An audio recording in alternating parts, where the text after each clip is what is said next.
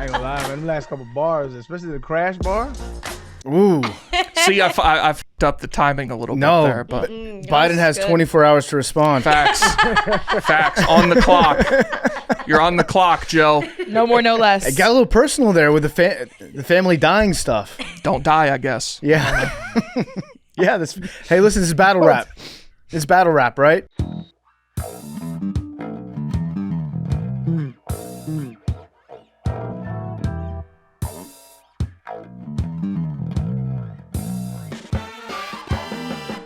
All right, we're back. It's Nanodosing. We got Arian, we got Big T, Mad Dog, McKinsey. This is the first episode without Billy, so right off the bat, want to reiterate, we appreciate Billy. We love him. Wish him nothing but success, and we're not going to turn this into a big back and forth, he said, she said, after we go our separate ways here. So this is probably the last time that we'll speak on it, but just wanted to correct a couple things, set a couple records straight, make sure that everyone's on the same page moving forward with his absence. And I did talk to Billy a couple times over the weekend. He and I are on good terms, and I told him that we were going to just correct the record a little bit from what he put out on Thursday with his blog. And I thought that if you listen to Audio Crack, which I did, by the way, if you want to give it a listen, I recommend it. I think George Santos is on the episode that came out on Monday, former Macrodosing guest, George Santos. And I thought that what Billy said on the podcast was pretty much fair. But I did want to correct a couple things from the blog just so that nobody's under any ideas that something happened that didn't happen. Right off the bat, Billy did address him running for Congress and how that might have had something to do with it, where he said, if you run for Congress, you're going to lose half your friends, depending which side you pick. I want to be very, very clear. I endorsed Billy for Congress. I donated a lot of money to Billy for Congress. I am still endorsing Billy for Congress. I hope he wins. And if anything, Billy running for Congress was a positive that I liked about Billy.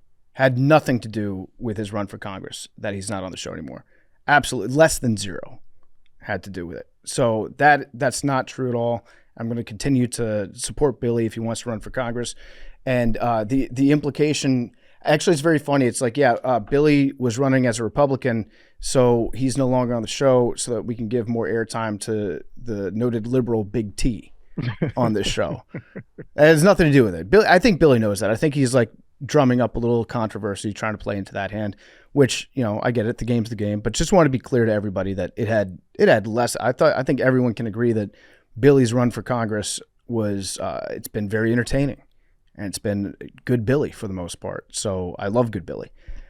So wanted to correct that. And then also there was an implication in the blog that Arian was behind all this. And Arian plotted it out with a side group chat using Arian's tweet where he wasn't even talking about Billy. He was talking about a completely different side group chat. And I don't think that's fair to Arian to say that it was him that plotted this whole thing out. It's a group decision and a group discussion. So had nothing to do, it wasn't Arian plotting this whole thing out. It's just something that, unfortunately, the time came to an end, and we're going to move forward. But I want to have Arian's back on that because I don't think it's fair that in that blog he was pointing the finger at Arian and being like, this is the problem, because that's not the case at all. Yeah, I think over the weekend, because Twitter's like my newspaper. I always tell people that, and so over the course, I mean, y'all, if you're a fan of the show and you follow any of the socials, it's all the heat got directed towards me. And I think it was just because it was a direct, inkling of Billy's blog and what he put out. And so I'm not gonna go back and forth with people on the internet. I've had some conversations with some fans, DMs and stuff like that. But I'm not gonna go back and forth with dude or anything like that. It's not type. But I know Barstool kind of does have that vibe sometimes where employees get into it and it's like a spar and people choose. That's not what's happening. I just wanted to clear my name, and the reason why me and Billy had got into it, I'm not gonna talk about the contents of the conversation. But it's basically I felt like he misrepresented me in the public eye when with the blog, and so our feud had to do with that. I see a lot of funny accusations talking about some. It was because he beat me at basketball and shit like that. All that shit was jokes. I couldn't care less about none of that, man. I said, I like dude. You know what I'm saying? It wasn't it was anything personal. I let him know that. I think we just had some creative differences. And, I think a lot of this stuff doesn't even need to be out there. You know what I mean? I think anytime you have in-house conflict, I'm of the camp of like it shouldn't be addressed. And so I think he said his piece, and then I think it kind of put me in a bad light. And I know people gonna choose sides because that's your man's, and that's what's up. But like it was always all love on my end, man. So I don't want to put any bad energy out there towards him. I don't got nothing bad to say about him. You know what I'm saying? My funk with him originally was that's between me and him, and it needs to stay there. I don't need to bring the public eye to it or anything like that. So like I don't wish nothing but good stuff for that man. It's ironic because like I helped him out a lot, and I will continue to if I can. But it's like I don't got no ill will towards Buddy, man. So I wish him well. Yeah. All right. So I think we'll move on from that, and we'll keep it that way. Again, things are cool with me and Billy. I might have a beer with him at some point this weekend. Who knows?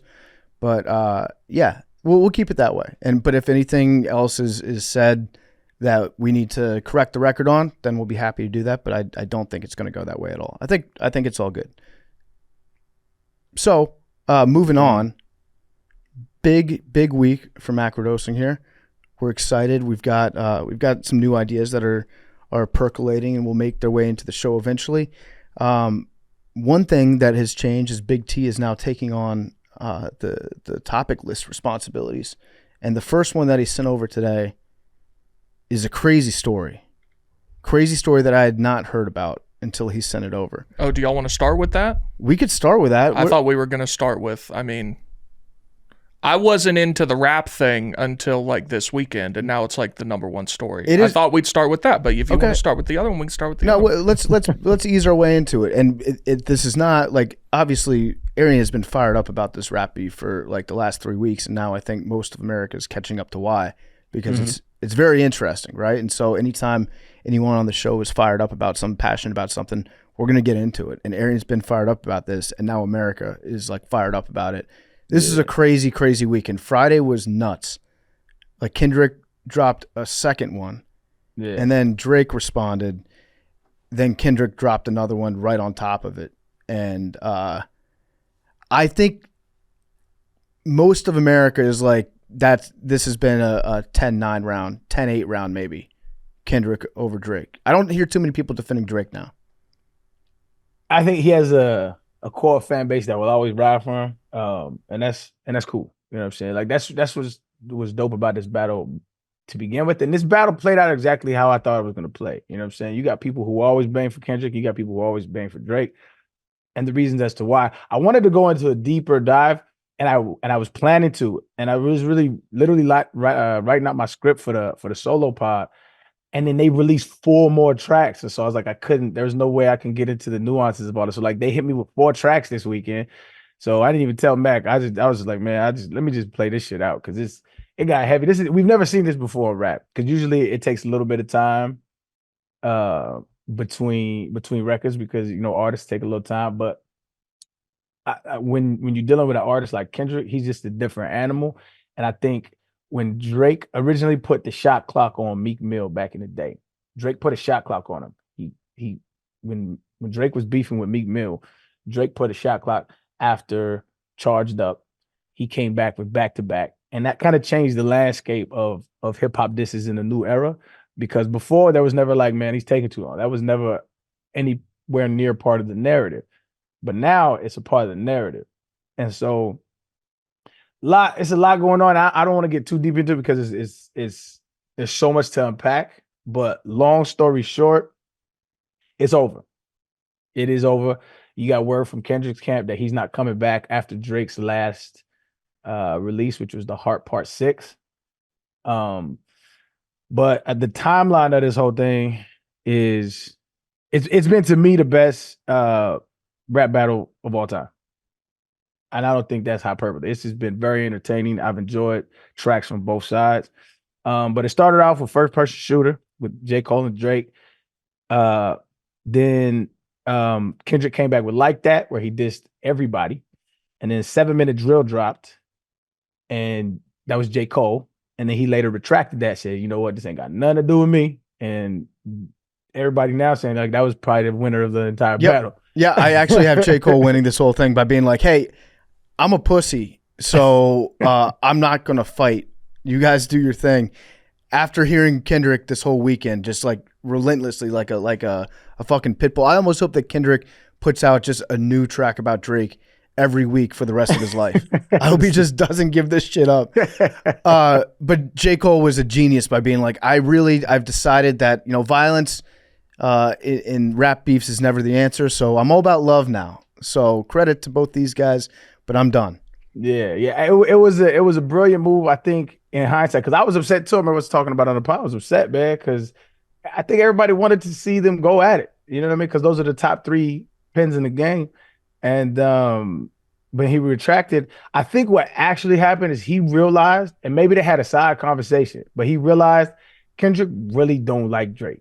I don't think it's like some rap beef. Like, I think it's like, I don't like you as a human. Like, and it's very apparent by all of the shit that he was saying. Like, he went after this man's soul. And so I think after J. Cole kind of realized that, he's like, you know what, this ain't about me. And so he bowed out. And so after 7-minute drill, Drake drops Push-Ups, which to me is a really, really good diss track, dog. I liked it. And that woke Kendrick back up. And Kendrick dropped Euphoria, which was, man, that had the town talking. I think that was a great reply. And then I did predict it on this podcast that Kendrick was going to drop again because of that line he said. I'm going to get back to that for the record. And sure enough, he did. He dropped 616 to LA, which to me, this is just me personally, that was the best diss track of this entire battle.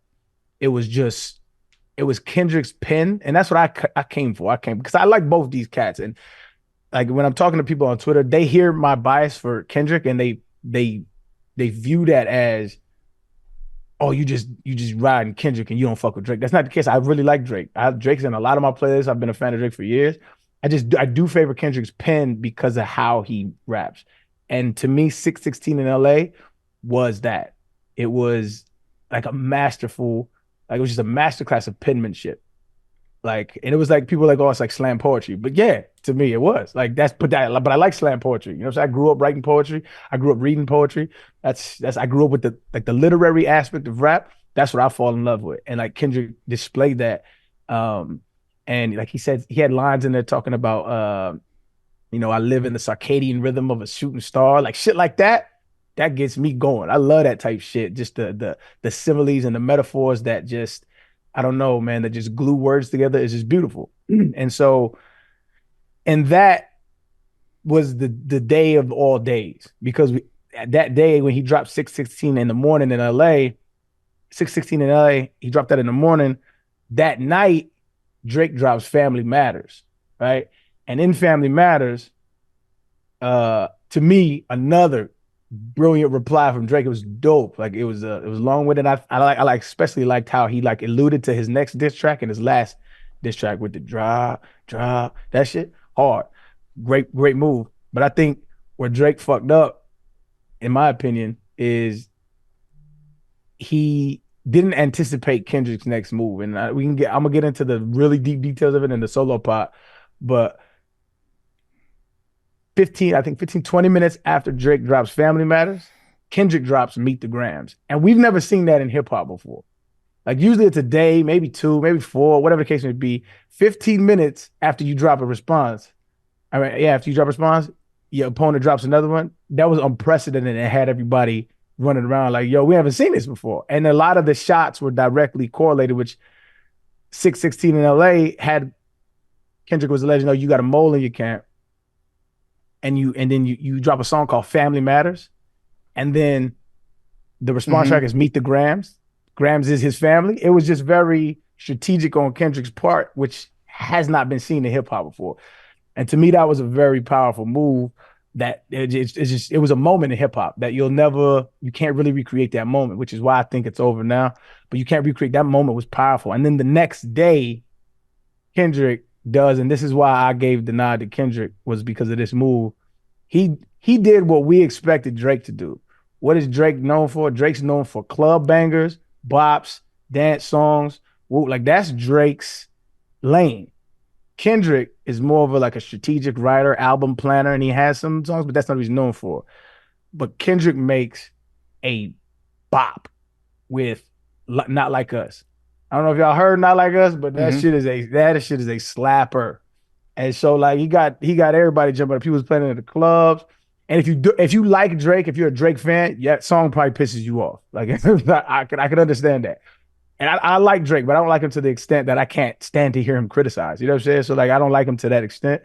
Just like I like Kendrick, but it's when Drake's dissing him, I'm not like, that's not true. I don't feel that. I just dissect the bars. It was such a good song that you had people in clubs screaming while they're dancing, certified pedophile. And like having the time of their life. Can I ask a question about that? Yeah, no, I think I know where you're going, Big T, and it's a valid point. So Kendrick has called him, literally used the word pedophile. Yeah. Now, I do think the calculus on this has changed slightly since Drake released his last song where he repeatedly said, I'm not a pedophile, which sometimes it's not what you say, it's that you have to say it. That's a lose-lose. I'm gonna let you, but right? Yes. You do not acknowledge if you're not a pedophile. You do not acknowledge the accusations that you're a pedophile. I thought he made two interesting points in that, though. One was I'm too famous to be a pedophile. That's great defense right there. I can't think of any famous pedophiles that have been on any lists recently. Good job. That's a win right there. And then another. If I was a pedophile, I would have been arrested.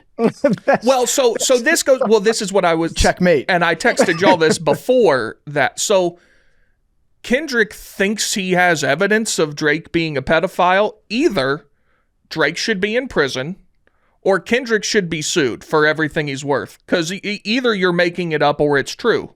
So well, I'll respond to you with this. Like Drake. Putting out like would be a defamation lawsuit against Kendrick would be such a bad move on his part in the rap game. Sure, right? But although these are if someone calls you a pedophile to millions of people, agreed. It's like I said, this is unprecedented. We've never seen this before. But there are some receipts on the internet that are a little questionable. I guess you did say high school pics. You were even bad then. He says it, yeah. So in Drake's response to Not Like Us, it's the Heart Part 6. But I think the best part of that diss was the name of the track. If you're a fan of Kendrick, you understand he put out the Heart series with the Heart Part 5 and stuff like that. And he calls it the Heart Part 6. When that name drop came, I was like, oh shit, we got a war. Oh shit. And then to me, it was a kind of a dud record, and this is why. Because one, defending yourself against pedophile allegations is just like we said, bro. It's a no-win. You know, it's like I saw somebody with a tweet. It was like 2000, so it had nothing to do with this battle. But he was like, what did he say? He said, I'm getting a lot of questions about my shirt that says I'm not involved in human trafficking, which clearly has to do with my shirt. A lot of questions that are already answered by the shirt. Yes. Yeah, it's just hilarious, right? Which that's kind of the vibe of that track. And so if you already dislike Drake, the track was a man, but if you love Drake, the track was for you, right? But this is to me why I kind of fell flat, was because on Meet the Grams, after it dropped the Family Matters, right?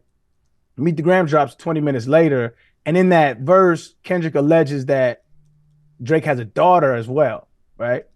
And so that kind of set the internet ablaze and said everybody Google searching and shit. Well, Drake goes and posts internet IG posts or like on a story. It was like he's like, whoa, it's like somebody please find my missing daughter. Like laughing, he's like, these guys are in shambles. Now this is funny because on that same song he accuses him of being a pedophile, and the first thing you respond to is, I ain't got no daughter. Y'all are crazy. That shit to me that's funny as hell. But all right, so then in the Heart Part 6, Drake responds and says, "Hi, I baited you because we fed you that false information to make you think that you had some dirt on me, but you really don't. So the joke's on you." But I just don't really believe that. And this is why I don't really believe that. Because if I have baited somebody, and we all know Drake is very savvy with the internet, right? If I have baited somebody, would I not come out with that evidence as soon as he drops the track of alleged daughter? Like, would I be like, oh, you fell for that? Well, check this out. Here's the receipts. You got this suitcase from this place, from boom, boom, boom.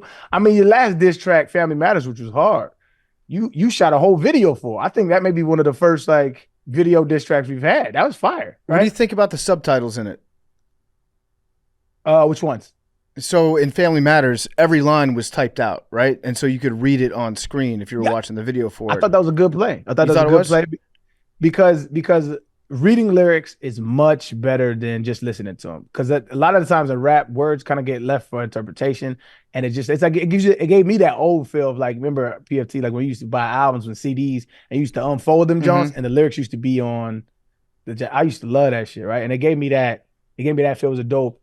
I think it was a dope move on his part. I'm very glad y'all brought that up because every song that's come out, I've seen it on Twitter and been like, okay, and I go and look and it's just a picture while the songs play. I'm like, well, I'm not listening to this for 2 hours till the lyric video comes out on YouTube. Yeah, so I thought and Arian, I was kind of like the same way. You get a CD and then you memorize the words, you're reading them along, you're like, oh, that's what he's saying there. I thought in this context it was kind of a try hard move. It's like, look at all these great things that I just said about him. Like I want everybody to recognize. It was good. I want everyone to recognize my pen right now instead of letting people listen to it and figuring it out for themselves.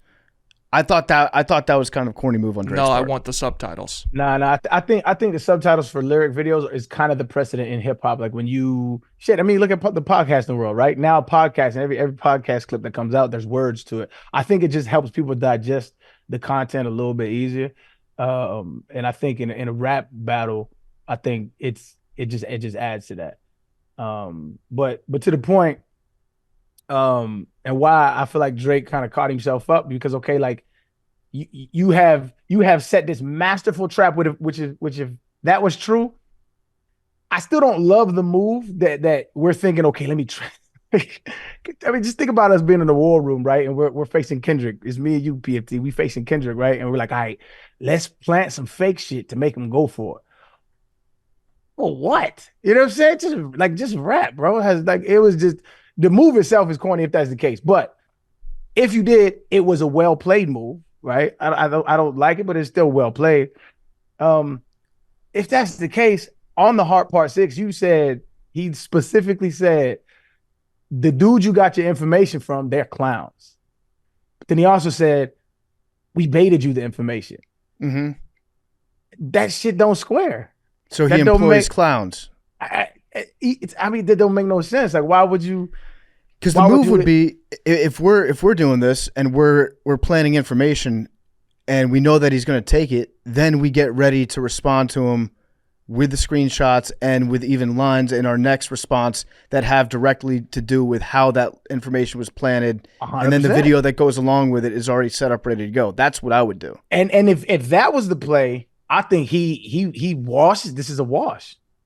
Well, not even a wash. It would be a really good battle. I think Drake edges him right there because that would be a great move, right? Like I said, I don't agree with it, but like just strategically, that would have set the internet a bit because we haven't seen that before either, right? That would have been fire.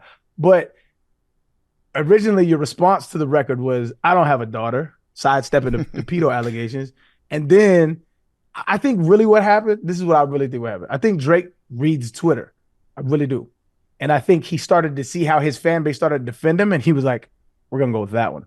Yeah, we're gonna go with that one because there's no evidence of you having, and like none of these dudes have dropped any evidence. Like, and so like Drake fans are like, so it's just okay for Kendrick to lie, but I'm like, dog, they both lying. As far as I'm concerned, they both fucking lying, except for like Drake's fans have this like unrealistic expectation of him, of Kendrick being like, let me see Kendrick's receipts, but they're not saying, well, let me see Drake's receipts. Drake, his whole game plan was, let me talk about Kendrick's wife and his estranged relationship with Kendrick's friends and how that might not be his kid. And I'm like, okay, but do you have receipts for that as well?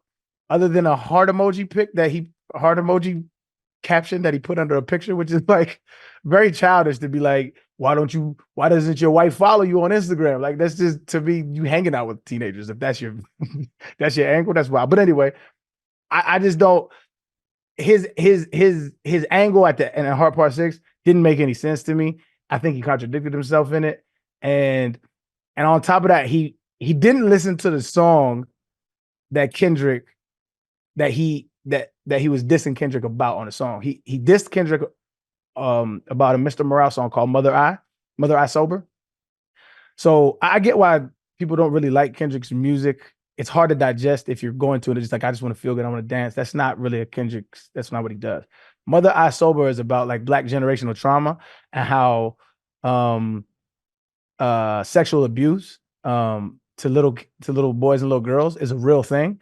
And in that song, he talks about how um his mother kept asking him, did you get touched by your uncle? And he kept saying no. And she keeps on asking him, and he figures out later on that the reason why and she didn't believe him, and the reason why she didn't believe him is because she was abused when she was younger.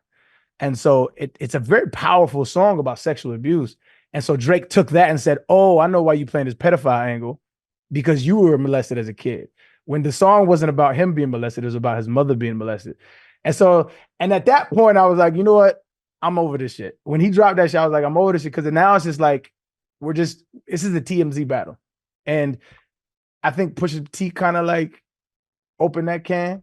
And so at that point, I was like kind of over it. Like, and so Drake's fans are taking a victory lap because they feel like, oh, he had the last word. But I think Kenny saw that too. I think his camp saw that, like, yo, this ain't a fight no more. Like, he's super in defense mode and he's reaching that, and it's just not Drake's best quality. Like, it's just not. And so I think respectfully, everybody should just walk away. It was a good battle. We was all entertained. If you was a Drake fan, you still gonna walk away a Drake fan. If you was a Kendrick fan, you still gonna walk away a Kendrick fan. And we got a fucking slapper out of it. So Do you think that Drake it was a good response when he was being called a pedophile and he was like, let me just talk about the whole Millie Bobby Brown thing, since that's that was probably another wild move. he like puts names on it. Yeah. Another wild move, because I don't have you seen that clip? There's a clip of Millie Bobby Brown on the red carpet, and she's like early teen, 15, something like that, 14. And they're talking about like, who's your friend? She's like, Drake's my friend. He's like, Drake? I was like, he's like, yeah. She's like, yeah, he texts me from time to time. He's like, oh, what kind of things you guys talk about? He goes, oh, talk about he's a great guy. He's so sweet. He's like, gives me advice on stuff. He's like, what kind of advice does he give? He's like, we talk about boys. And I'm like, that's wild at best. As a 34-year-old man, whatever he was at the time, to be texting a 14-year-old about that is wild. I mean, just objectively, that's wild. I think we can all agree on that. And so the funny part was like, Kendrick never brought up Millie Bobby Brown. Yeah. So Drake was like, I like girls like Whitney. Whitney is Kendrick's wife. He said, I like girls like Whitney, not Millie Bobby Brown. So I think he was trying to play on Whitney Houston and Bobby Brown. Whitney Houston was Whitney Houston and Bobby Brown used to be together. And so I like girls like Whitney, not Bobby Brown. So I think he was trying to play on that, but didn't realize he kind of told on himself, because nobody brought up Millie Bobby Brown until you did. So the whole track was just like, oh man, I was disappointed. I ain't gonna lie. So Big T also had a question. I think this was Friday night. He was like, can you just lie? Like, is that cool in a rap battle where both sides just make shit up, even if they're like very pointed accusations? Oh yeah. I mean, if you go back to the Ether takeover days, right? We still don't have confirmation that Jay-Z was in the Ty Bowl class. You know what I mean? That was nobody really gave a shit. You know what I'm saying? Like nobody really cared. Like, but there's a difference in conjecture and making shit up. Like, you've heard through the grapevine that Drake has done weird shit. Yeah. Or just completely concocting that out of thin air. Yeah. So I think all of Kendrick's accusations were he didn't make them up out of thin air. There was rumors about Drake having a child way back in the day, but I think I'm pretty sure that they were debunked. So like back in like 2011 and 12, there were rumors about him having a love child with like I'm going deep into the blogosphere here, but like some like Haitian lady or something like that, and she ended up deleting all her Instagram posts. So like there was rumors, but I'm almost positive that has gotten debunked. But it was a story that was out there on the blogosphere, so it wasn't like totally made up. Whereas I think Drake, I have seen nothing. That's what I'm saying. It's like I have seen nothing to suggest that Kendrick has hit his wife, which was another accusation. I've seen nothing to suggest that Dave Free is the the father of his children. I haven't seen any of that. If you have any of that evidence, I would like to see it. But I think like we're getting into this TMZ culture of battle rap that I'm not a fan of. And this is why I like 616 in LA so much. When he was saying there was a mole in your crew, and he was saying like like the people in your camp don't really fuck with you because of the kind of human you are. Like, then he starts talking about like his poetry diatribe, like that type shit. That's what I like, dog. Like, go at that man, stay at that man. Let's leave the family members out of that shit. I'm with all that. You know what I'm saying? That's why I hoped that it would stay, but it got messy. And I hope that's not the precedent going forward. I think as men we could all agree, and women, that like we should leave family up out of this, dog. Like they don't got nothing to do with this. You know, the like, shit is kind of whack, actually. It is whack. So just leave the family out of it. But it wasn't entertaining, that's better. And I will go a little deeper in all of the social aspects of it on the solo. I'm still gonna do it, but it's just they just dropped too much on me. I threw my hands up in the middle of all that shit. All right, so speaking of diss tracks, we did talk about this on Thursday. Big T has decided to weigh in. Big T is involving himself with battle rap now. And you going after Biden? Well, this is bullshit because you said you should write a Biden diss track. And I was like, well, I don't want to rap it on the show. And then I was like, well, I'll write it if Arian will perform it. And y'all said, okay. So I spent real time writing a Biden diss track being like, okay, Arian's going to rap this. And then we get in here today and Arian's like, I'm not going to do it. So I am stepping up and doing something that I did not want to do for the people. And I will rap my own rap because Arian refused to do it. I don't remember. I'll be honest, man. I do not remember agreeing to rapping your rap. I could be wrong. I don't know if you explicitly did. PFT did. He may have spoken for you. That could be the case. I don't remember that. I'm perfectly fine being wrong. But I don't remember agreeing to read your rap on camera. I don't remember that. I don't recall exactly how it went down, but that was my understanding of the situation. I think it was like Arian. So now I'm going to have to write a diss about Arian. Yes. Now we talking. I like that. I like that. But I think the way it went down was Arian was like, yeah, I don't like that guy either. But then Big T, he sent Arian the lyrics and they get pretty personal. There's a couple I like. I'm going to say, well, I'll let you get to it, and then I'll give my response to it. I'll let you do it first. What were you going to say? No, nothing. I want to hear the context of it, and then I'll go from there. So let's hear it. So for the first time, world premiere, Big T diss track of Joe Biden. Does it have a name? It's untitled. I didn't know it. I didn't think about it needing a name until the last 2 minutes, and I was trying to think of one, but I don't want to rush it. What about Malarkey? Dog-faced pony soldier. Yeah. We'll think of one by tomorrow. Okay. Do you want me to start? All right, I guess, yeah. I wasn't planning on rapping today, but I wrote it. I guess I'll rap it. I commend you, man. All right. Thank you. Okay. I said it. Beat by Arian Foster.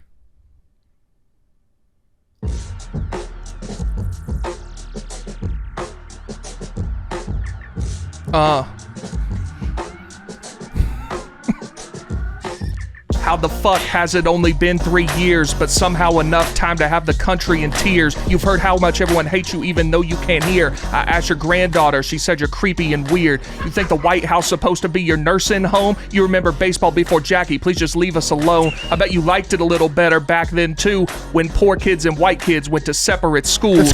Second husband to a community college teacher. Maybe she can give you an associate's in being a leader, but who knows how long it would take you to pass one class. Ask Nelia for some quick help, she can give you a crash. You could barely play the president in a TV show. You're a cancer to this country, must have caught it from Bo.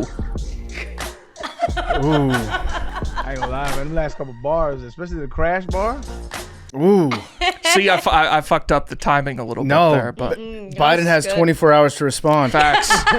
Facts. On the clock. You're on the clock, Joe. No more, no less. It got a little personal there with the family dying stuff. Don't die, I guess. Yeah. Yeah. Hey, listen, this is battle rap.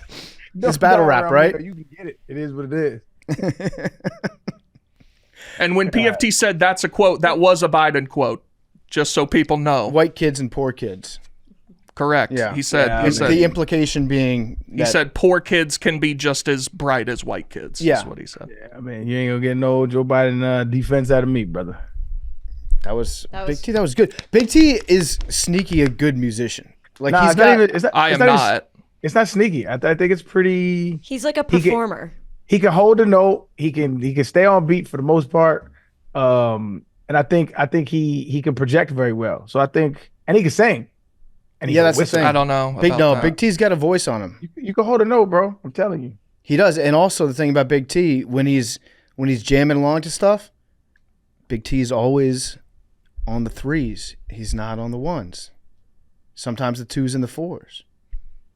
You know. I know what that means, but Madeline wants you to explain it. Yeah. So like on that beat when it started, play the beat again real quick. Oh, I see what you're saying. I mean, I feel like if you can't do that, No, Just like kidding. Hold on. a lot of people, it's not natural to them. So it starts out. Big T goes, like that. That's on the twos and the fours. So you can go, one. or you can go, What you don't do is go, Well, the was placed completely randomly. So if that No, but was that you thought it was placed completely randomly, but it was at the right time. That's what I'm saying. You've got an understanding of music in you. It's just somewhere. It's natural. Big T's a good musician. He'll tell you that he's not, but he's got. I play 0 instruments, I don't sing. I don't know if that's a good musician. We need to raise the bar. You know what would be good? So I think we tried to do this like 5 years ago. I was making like a trap remix of Rocky Top. I remember that. You could do a diss track every week for whoever Tennessee's playing in football. That's too much. That's too much rapping. But by the way, that song's called "Fuck Your Dead Wife and Son." Oh Jesus! So Big T. insert that into the when we're talking about the title. Wasn't his son? Wasn't he a troop? Everybody's a troop these days.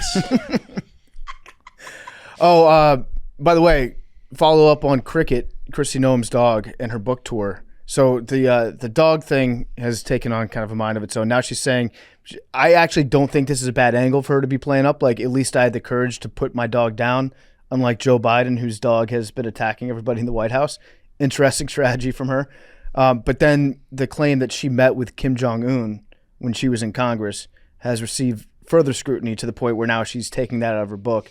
And she's like, yeah, there's some things that we're changing in the book. She just lied about meeting Kim Jong-un? Yeah, she's lied about. She's blaming it on the ghostwriter.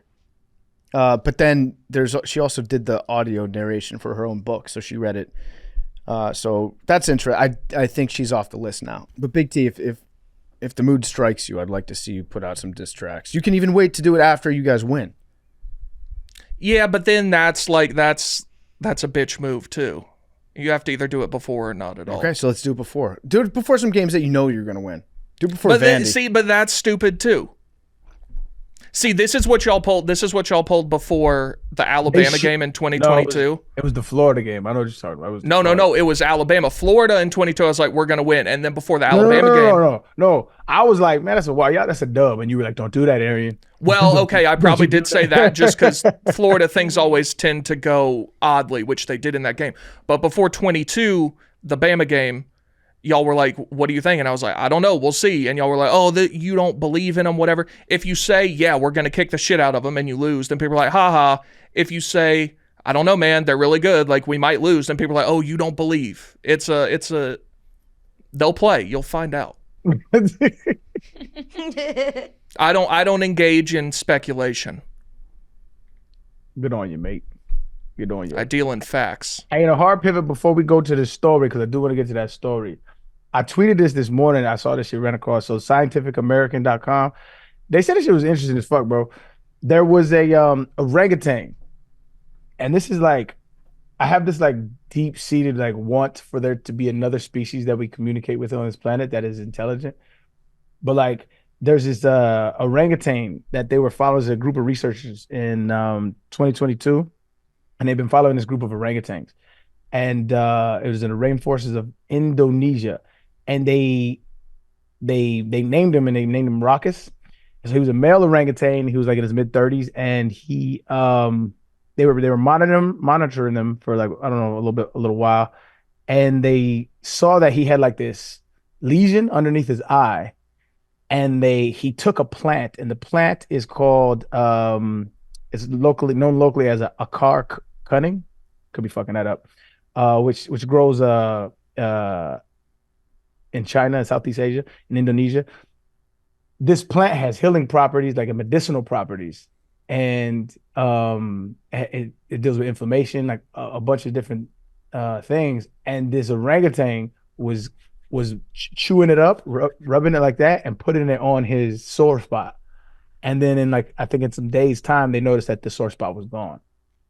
And so this is like one of the first times in there on like with documented with evidence that there is an animal using outside resources for medication. For health. Yeah. That shit is fucking that's fascinating to me. Do you think he figured that out by like accidentally getting it on a wound that he had and he remembered that? Or do you think that like his dad or mom showed him that?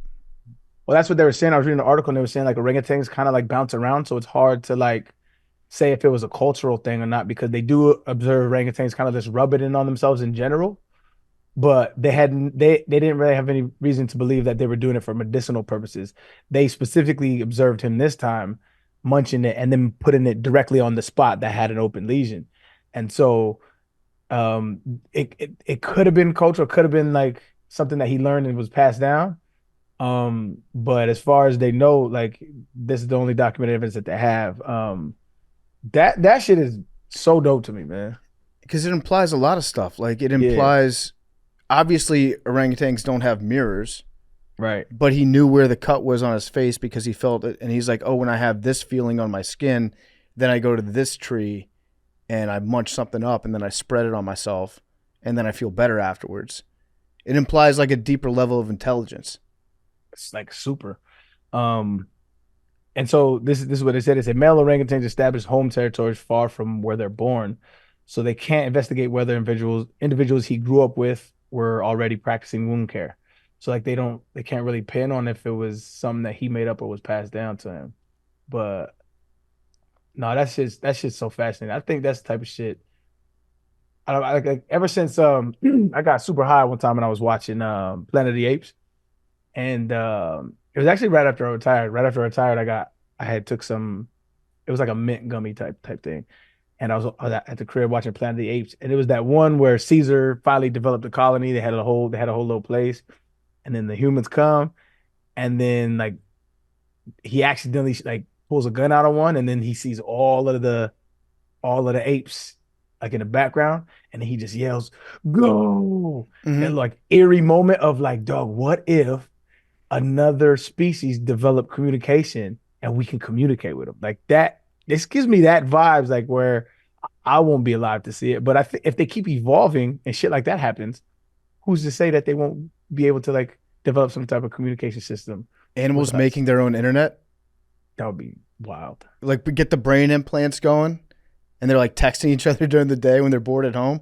The Neuralink. Yeah, get Neuralink going. The chimps that Elon has like installed the microchip into their brains. They're just sending each other like banana emojis during the day. Go ahead. I'm not going to be impressed with animals figuring out medicine and science and biology until they figure out pulling out. Once an animal figures out, like, I can just fuck and pull out and then I don't get a baby, and then they just start pulling out, then I'm going to be like, they've got something going on. Well, there's a bunch of animals that have sex for pleasure. Dolphins and bonobos, right? Yeah. I think Do they ever pull out? I don't know if it's a specific thing as pulling out, but I know they be fucking because they enjoy it. Yeah. But no, this is fascinating. This is crazy. This, and we don't know if it's this one orangutan that does it or if it's like a whole group that does it, but they're figuring out medicine. Yeah. I mean, it's only up from there, right? I mean, yeah. Do they figure out cooking? Do any animals know how to cook? I haven't seen that. I know they've used certain tools to like dig for stuff, and like I know there's certain like primates that'll like take sticks from limbs, shave it off to get termites. I think they're chimps that do that. So it says we're the only animals who cook our food, but others certainly join us in the prepping department. For example, adult big-headed ants place food onto the bellies of their larvae for them to spit enzymes onto, resulting in a more easily digestible meal. I think there's some animals that wash too, that will like wash something off if they're about to eat it. But yeah, I don't know if any animals season their food. If they figured that out yet. I read this is a while back. I read a long time ago. Like the reason why our brains developed in the way that they did it's because like we started to cook our food, and like the chemicals that came from that mixed with our brains in a way that was very unique to all the other digested foods that we had been consuming at the time. I think it was omega-3s with fish. I think that if I remember correctly, but they think that that's what caused us to like exponentially jump intellectually from our cousins. There's been some examples of bonobos that if you give them salt water with potatoes, they'll start dunking the potatoes in salt water. So they like it. They like it. Yeah, they like it. They would prefer to have that, but that's more of like a controlled experiment where you give them the thing to dunk it in, and they're like, yeah, I would prefer to do that. I wonder if any monkeys like leave bananas out on rocks in the sun for a while because they like mushy bananas. Plantains. They think plantains. Yeah. No, that is crazy. Shout out orangutans. Shout out orangutan. Shout out, what's his name? Raucus. Shout out to Raucus, man. Shout out Raucus. That's a great name, by the way, for an orangutan. It's a fire name for a little orangutan.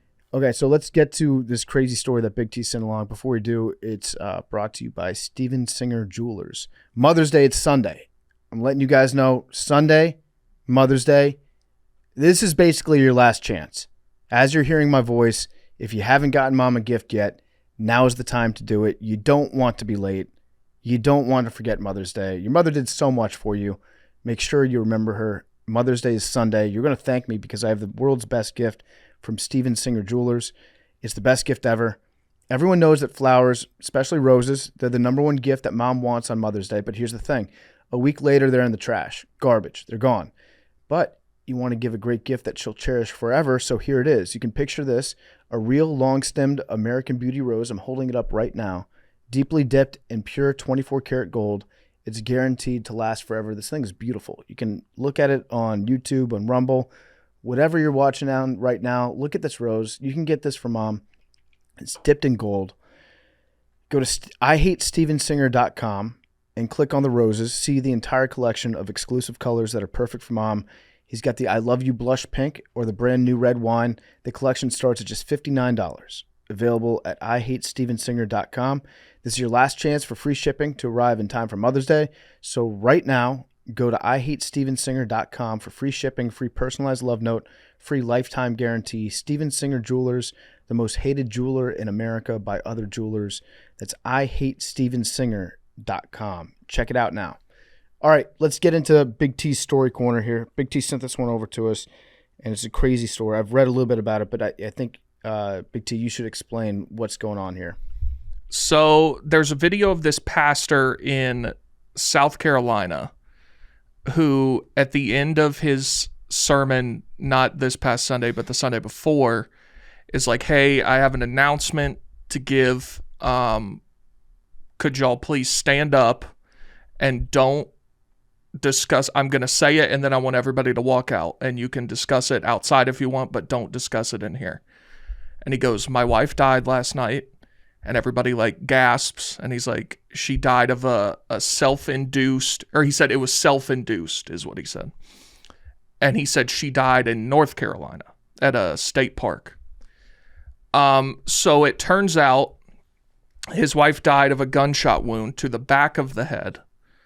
They had been like separated, I think, for a little while. And then all these reports start coming out about her sister had been making really weird Facebook posts about enduring abuse and different things. They were not living together anymore. There was a report that this is conjecture, obviously. I'm not reporting this. He was her youth pastor, and met her when she was like 14, and I believe he was quite a bit older. Okay. So there were all these weird things coming out. He was also 28. He was 28 when she was 14. And he was the youth pastor. And when did they get married? She was 24 and he I'm was not sure. 37. Okay. So there are just some very weird circumstances surrounding her death. And this is the biggest TikTok thing right now, is everybody's very interested in this story. So he gave a sermon talking about his wife. No, he gave actually the sermon. Apparently, he was like, people said he was laughing and joking around and very like jovial, and then at the very end, announced that his wife had died. So we're thinking that this guy did it? I don't know. There were also some clips of sermons he's had in the past where he said some very odd things about her and just life in general, I guess. He also mentioned that the church has a plane.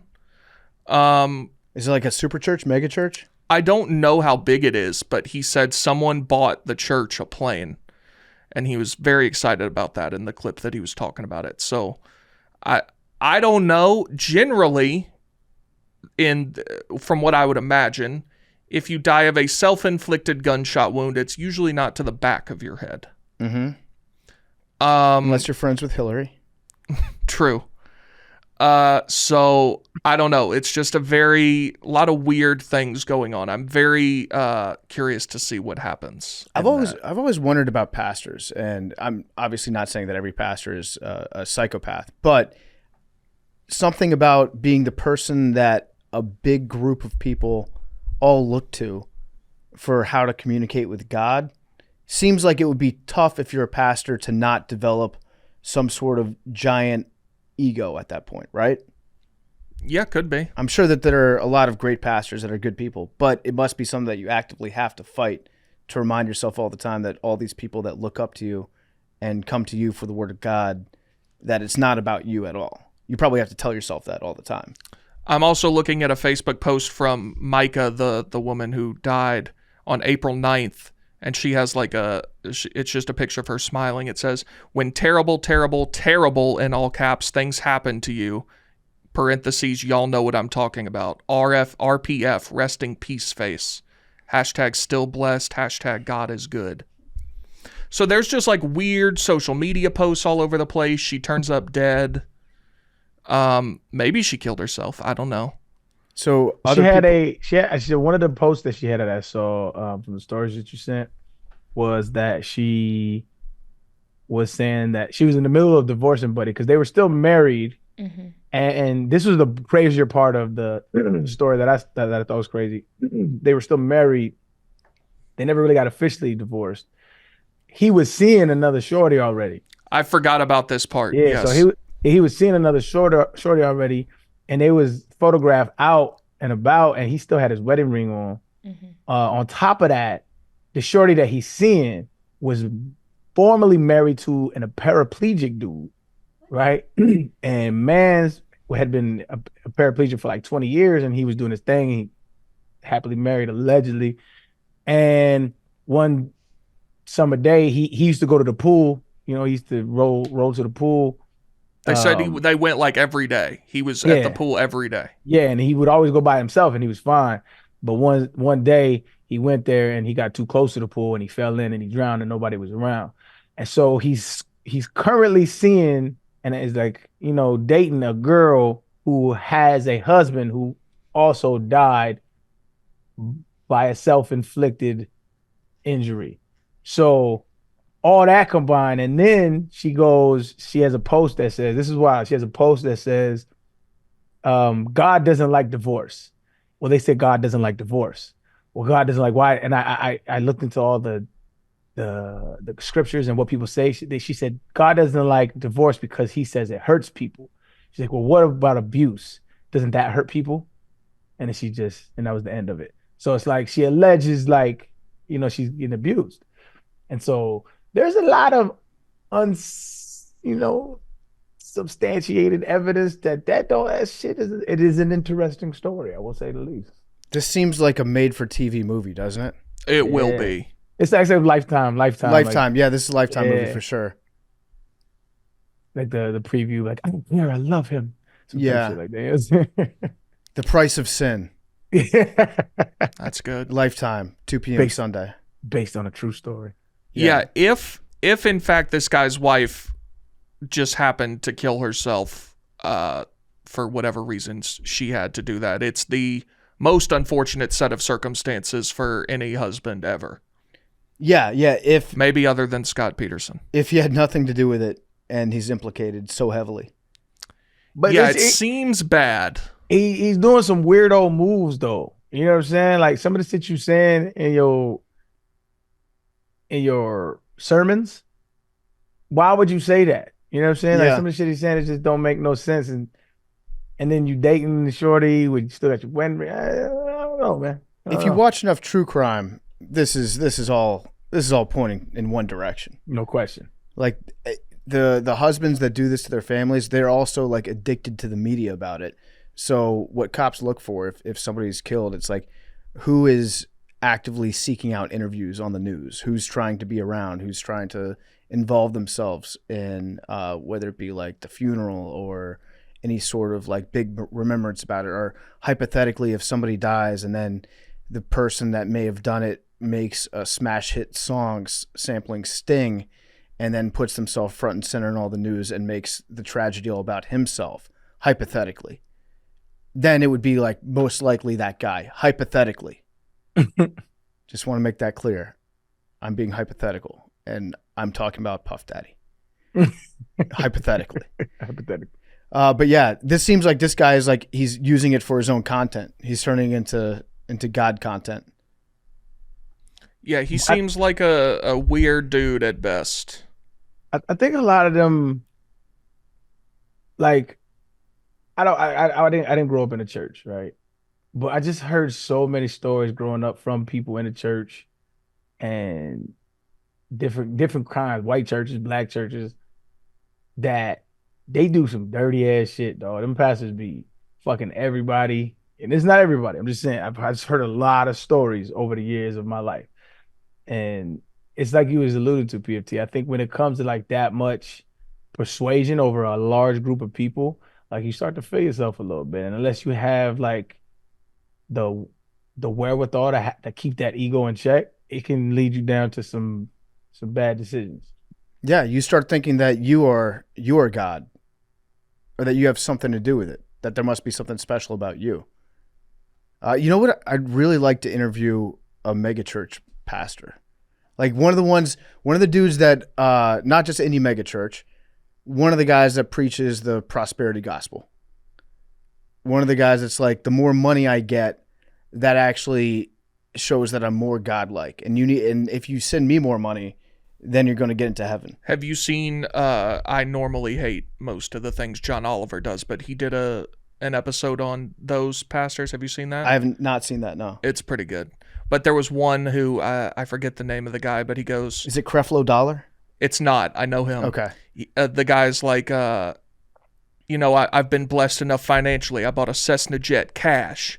And then he's like, and then I got enough money. I bought another one. And nobody's really like saying anything. He goes, you can clap, rejoice in my blessings, folks. Yeah. Yeah. And then John Oliver was like, I bought a jet cash, bought another one cash, get money, fuck you, be happy for me. But that one was... How much John Oliver have you watched? And what do you dislike about John Oliver? Because he's... Well, I think he's a crazy militant leftist, but other than that, I think he's John fine. Oliver? Oh, he's wild. Give me a take of yours that's wild to his. Like, give me one. Like, because I'd have find to it go hard- back and I don't know off the top of my head, but I mean, you're not denying that he's very far left. He's left, but to call him a militant leftist... Well, that was halfway in jest. Yeah, I don't think he's as left as you think he is. But... I think he's pretty left. He I does hate, think- he hates Trump, and so Big T sees somebody that doesn't like Trump, and they're left. No. Bill Maher doesn't like Trump. I love Bill Maher. Bill Maher is... because he's probably the... I'd the say most centrist. Bill Maher might be... I think he's a Republican. He's moving No, north, for he's sure. still a centrist Democrat, but that is a Republican now. We agree, Big T. We agree. Yeah. But But Bill Maher's always kind of been like that, though. The things that made Bill Maher left were things like smoking weed. yeah. Yes, he's a liberal in the literal sense of the word. He's. I think a lot of people reach this when they get older, where they're like, I don't like the kids. Like the kids confuse and scare me, and then they fall into the pattern of just being like, this new generation, they're going to hell in a handbasket. Every take of Bill Maher's, I haven't watched his show in forever, but every take I see on TikTok, I'm like, Bill Maher's spot on. It's usually because he hates he'll pull that woke card out real fast. He says woke more than, you know what I'm saying? That's probably why you like that shit. He had a COVID take the other day that was really, really good. What'd he say? I'll send it to you. I mean, it was 5 minutes long, but yeah, he's one fuck weed away from being a Republican for sure. So let's try to get a mega church pastor on here. Mm-hmm. If maybe somebody wrote a book recently about why sending money to him is good. Arian, how far is Osteen's church from you? It's close. I'd probably say like 25 minutes. We passed it when we were in Houston. Mm-hmm. I've been there before. I was supposed to. He has like a TV show thing, and it's just like, this is when I was playing, and at the time I had a friend that was, he was like, hey, why don't you stop by the church? I was like, yeah, I'll stop by. I was like, I'm pretty open minded, man. So like, I had never been to a mega church before, so I was like, yeah, let me show up, let me pull up. So I pulled up, and it obviously got word that I was there because I had already said I was an atheist, and so smelled like sulfur. Arian must be here. It got hot in there. No. So it got word that I was there, but I don't think they didn't do a lot of research on me. So they was like, hey, Joel Osteen would love for you to come on the show and stuff like that. And I was like, hell yeah, that'll be a great conversation. And then we got an email like 2 days before the thing. It was like, hey, after some consideration, we feel like, we want to go in another direction. I was like, yeah, I think y'all just Googled me.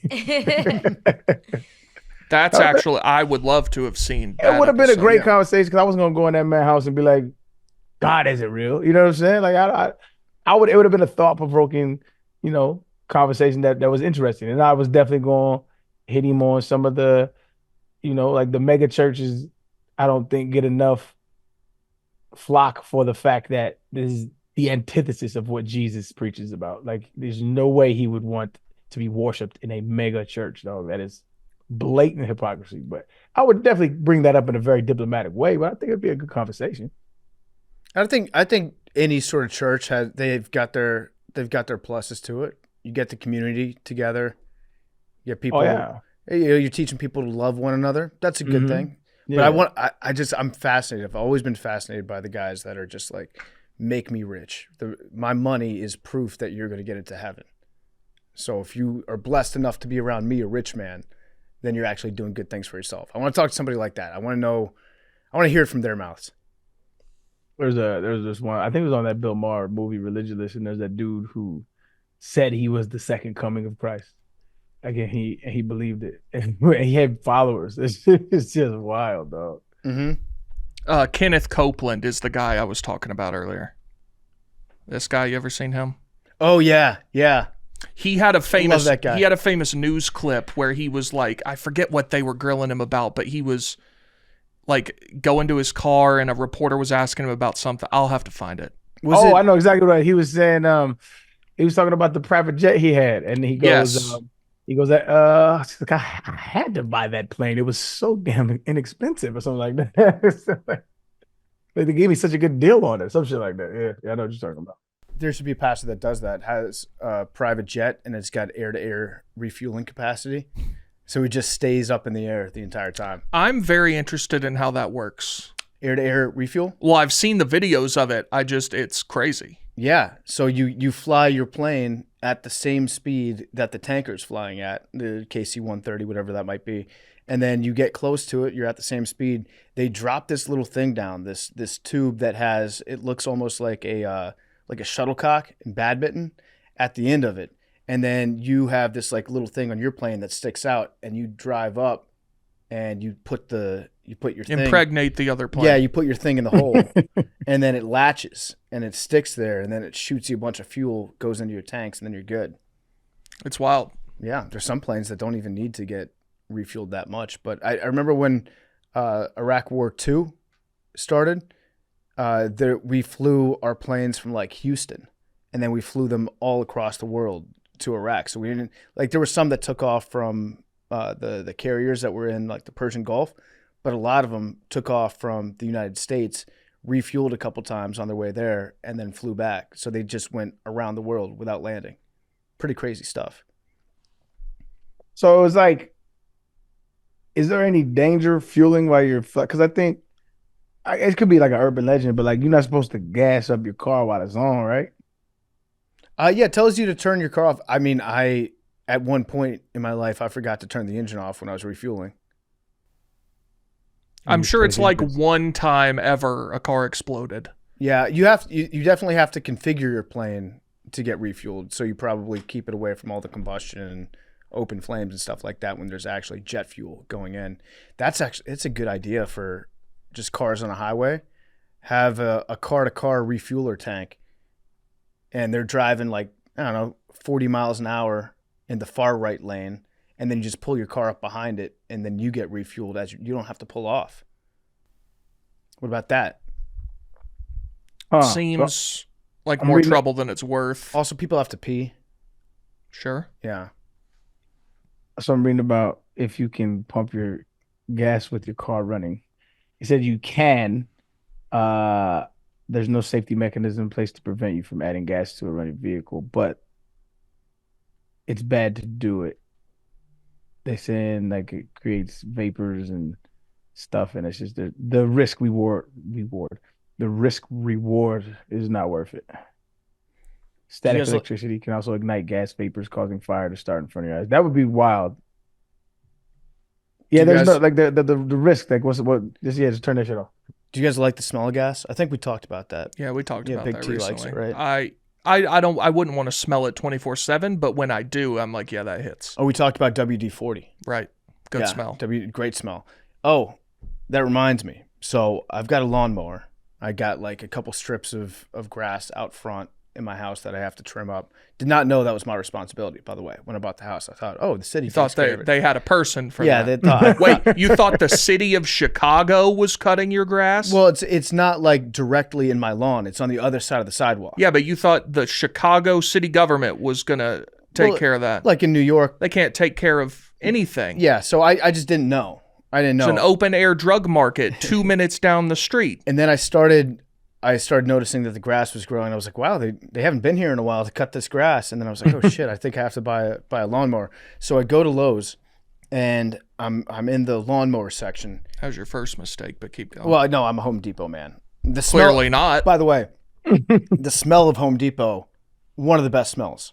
100%. How are you going to say you're a Home Depot man and you went to Lowe's? I fucked up.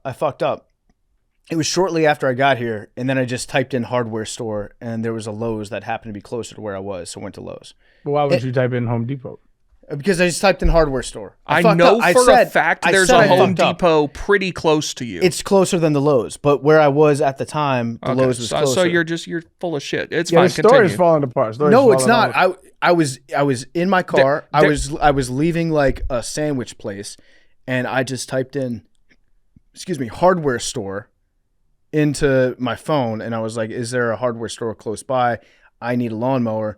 The Lowe's was much closer by than the Home Depot, so I went to Lowe's. Again, I fucked up. I shouldn't have done this, okay? I went to Lowe's instead of Home Depot. That's my mistake. Arian, I'm sending you a picture right now. Wait till you see where this guy lives. Wait till you see where there's 2 Home Depots. Yeah, but one of them sucks. There's a bad one. But yes, I should have gone to Home Depot. At the time, I was closer to Lowe's, so I went to Lowe's. I fucked up. So I go there to buy this lawnmower, right? And this is radicalizing me. I'm becoming Bill Maher right now. I go in there, check out their inventory of lawnmowers. They don't have any gas lawnmowers. They just have the electric ones. So I ended up buying an electric lawnmower because I was like, well, I don't have that much grass. I'll just get the electric one. That thing does not work. That thing does not. If the grass is more than like an inch and a half tall, 2 inches, it just stops. What brand is it? I don't even remember. It's blue. But I have to restart this thing. Like, So it's not a deer, it's not a deer. It does not run like a deer. not a Toro. And I like cutting grass. I like the smell of a lawnmower. I like the smell of freshly cut grass. But if I want to cut my grass, now I got to raise the fucking wheels up to level 8. And then I do a pass on level 8. Then I raise it down again. And then if I'm lucky, I can get down to level 1. That's how bad the electric lawnmower situation is. Wouldn't have happened at the depot. It would not. I'm sure they got all the gas appliances there. Have I told you about Depot the fish at the Georgia Aquarium? No. So Arthur Blank, obviously, who founded Home Depot, also basically paid for all of the Georgia Aquarium. And when you go there, at least the last time I did 15 years ago, there was the mascot for the aquarium is an orange fish named Deepo, Deepo. Mm-hmm. And there's a movie you can watch. And at one point in the movie, another fish asks him, "Is this your home, Deepo?" And I found that very amusing. And I remember it 15 years later. And now you love Home Depot. Well, I loved Home Depot before. They're a good Atlanta-based company. But just a good place to do business. This is how I know that I'm getting old is when I went into Home Depot, I was buying stuff for, it doesn't matter, but like some stuff that I have on the rooftop that I need to fix. And so I'm in there. Your rich person fire pit with the 4 grills and 2 grills are TVs. nice. And there's one TV. Okay. There's one TV on the roof. You didn't. I'll say what you didn't want to. Okay, so I'm walking around and I'm just like, I love this place. This is incredible. I was walking through the garden section. I was like, might get some of these plants, might get a whole new thing of barbecue grill tools, might just get some wood, do some projects. Oh, I gotta figure out what I want to do on this wall upstairs. Maybe do some repairs to that. Oh, I was in like full on old man mode up there. I loved it. I want to go back to Home Depot. Home Depot top 10 store. It's a great store. Everyone there is very helpful. Knowledgeable. They know where everything is. They've got like 30 aisles, and you can ask. I was like, "Hey, where do I get these chains from?" And the guy was like, "It's aisle 27 in the back." Speaking of knowledgeable people in hardware stores, did you know Ace Hardware is woke? No, I didn't. Okay, I so don't keep track of that. Apparently, a while ago, you know the jingle, "Ace is the place with the helpful hardware, folks." Yeah. Apparently, it used to be "Ace is the place with the helpful hardware, man." Okay. And then they went woke. And now it's folks. So I'm out on Ace now. Well, that must have been a long time ago. I think it was, but that's even woker. What is it? Ace is the place with the what? Their slogan now is "Ace is the place with the helpful hardware, folks." And it used to be. I remember store. Ace is the place with the helpful hardware store. I remember store. Am I misremembering that? I don't know. I saw that it was man. Bring back the old. This is what they stole from you, America. Facts. The hardware man. Biden's America. Yeah. They must have changed that like 30 years ago. Yeah, I think it was a while ago. That. So I looked it up and there's Reddit. There's a Reddit thread about it. It's like a Mandela effect. A lot of people remember what I remember. Ace is the place. It's the helpful hardware store. I remember that. And they're saying that it was never store. It was always man. I'm gonna say it. I think the helpful hardware folks rolls off the tongue better. Yeah. Helpful hardware store, right? Helpful. No, folks. I like folks, but ever since I learned that it was man, now I crave man. That's why Home Depot's the GOAT. Everyone's a doer. Where doers get more done. Yeah. I like to go into Home Depot and walking through doors. Oh, the doors that they have set up, like freestanding doors? Yeah, and knock on them and pretend to open them up and walk through them. Monsters Inc. vibes. Yeah. Did you feel different on the other side of the door? Yeah, or like sometimes, but then it was fun because then I would always test like the different doorknobs and see what doorknobs I liked the best. It was really nice. I like your brain, Mad Dog. Oh, I just choked myself. But thank you. But now it's nice because now I kind of notice that. Like I'll notice a good doorknob when I see it. Yeah. It's weird. I've ever just paid attention to doorknobs like that. Oh, when you get a house, when you do, you start noticing all that shit, like all the different small pieces that you never really paid attention to, and then you're like, oh yeah, this would be a nice window to have in my door frame. So when I had a lady help me with my reconstruction, at my house, and like she's sending me all these different doorknobs and shit. I'm like, well, I don't give a fuck. Just what you pick. So I just never have put any thought into doorknobs before, I guess. Oh, little things like that. Maybe Once I you always notice love them- seeing the latest in refrigerator technology at Home Depot. Yeah, where are we at with that? I don't know. They You have, have like, ones iPads now on the that fridge. you can watch TV on. So I feel like we've been told for a while that the smart fridge is going to be a thing that tells you what you have, what you need more of. Have we made any progress on that? Because I've never used a refrigerator that uses like next generation technology. But for me, refrigerators, they peaked at the different types of ice that you can get dispensed, and then the water, obviously. But I've never seen like the smart fridge. I don't think you need any refrigerator technology past like 2008. I agree. Maybe 10. I have I agree. I Once have you have to download an app for your fucking fridge, Right. I'm out. Yeah, my fridge has an app, but I just never cared to download it. I don't even know why I would be interested in. Yeah, like what would you do on it? I don't even know. I know it's available, but I just don't. I'm like, it's the food box, bro. I don't. It's like this is my teed off. I guess I wouldn't have ever thought about it had we not had this conversation. But have you been to a drugstore recently where they have the drinks, and instead of having a glass door where you can see what's in it, they have a screen with pictures of all the drinks. Yep. And then you open it, and the drink, one of them isn't in there. Yes. And it's like, why not just have fucking glass where I can see what's in there? Yeah, it's false It's advertising. nonsense. It's like somebody putting pictures on Tinder that are very obviously not them. Yeah, Is it's it the like same that? thing, exactly. Yeah, I don't know. Is it? It's like, oh wow, look at all these different What an varieties. odd place to go in your mind. Look at all these varieties. This looks awesome. These Look how many bitches different catfishing varieties of me. Mountain Dew. So is my fridge. Yeah, you're getting catfish by the drugstore. I suppose I see how you made Refrigerator. that connection. I don't know. That's what the kids complain about. It's like, that looks nothing. I thought you were 6 feet tall. I just hear that all the time. Yeah, you've gotten that, I know. I'm just saying that's what I hear from the people. Right. but you don't If you claim to be 6 feet. I know. I don't claim to be 6 feet. I'm also not. You on own Tinder. it. Yes. If there was a magic gnome that came by you and said, "Listen, 50, we can make you 6 feet, but we're gonna have to take away some of your wit," would you make that trade? I like me. I'm okay with me. I like it. Or what about 6'4"? Yeah, make me dumb as fuck. I don't give a shit. Turn me into Rob Gronkowski. Yeah, 6'4". Yeah, that's the tipping point for me. 6'4". I would be such an asshole if I was 6'4". You guys don't even know. You want to be 6'3", 6'3"? That's maybe perfect. even 6'2", but probably 3. It's a good quarterback size. Yeah. 6'3", you're tall, but like not too tall. Yeah. Although also credit to Drake for responding with like, "You're short" to Kendrick. That was good.